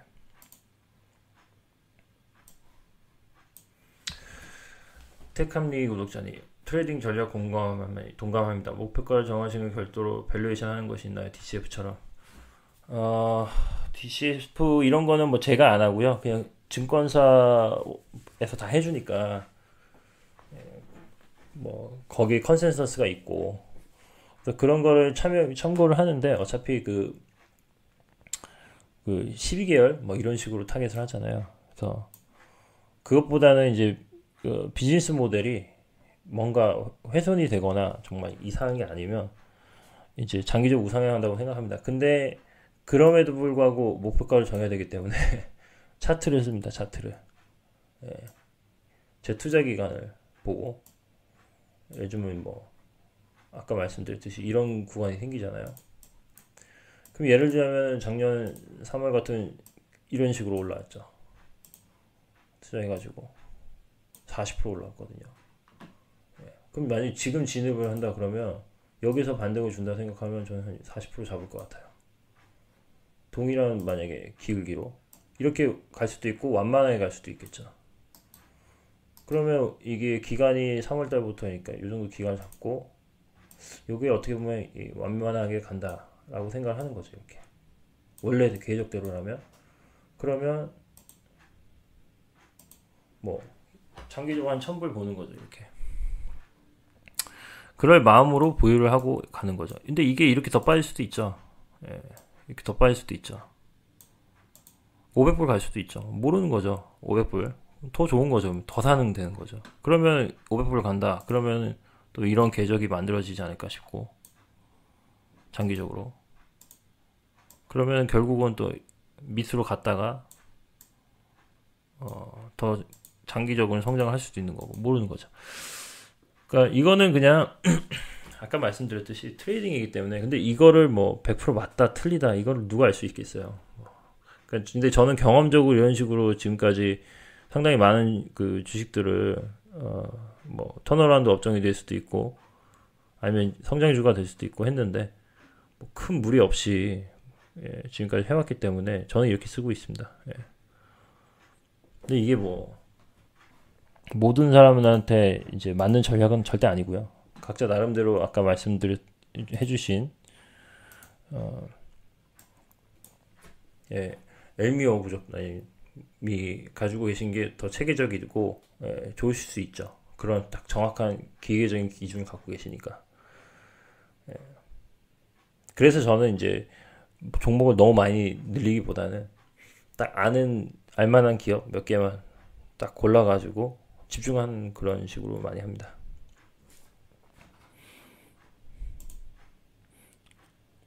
증거사 보고서는 뭐 참고만 합니다. 예.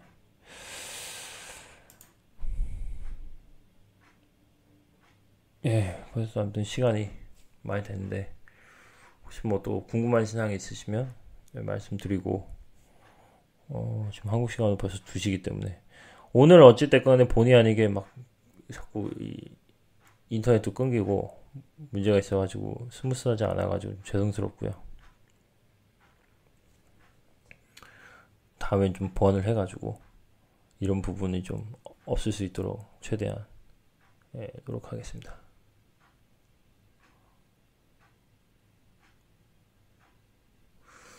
혹시 뭐 특별한 질문 없으시면 이제 슬슬 마무리를 하려고 하는데 괜찮으신가요?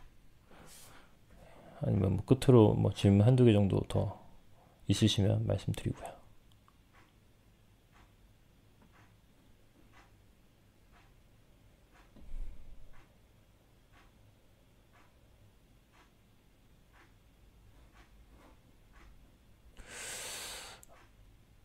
네, 늦은 시간까지 감사합니다. 예, 그럼 오늘은 이 정도에서 마무리하고 오늘 뭐 너무 정신이 없었네요.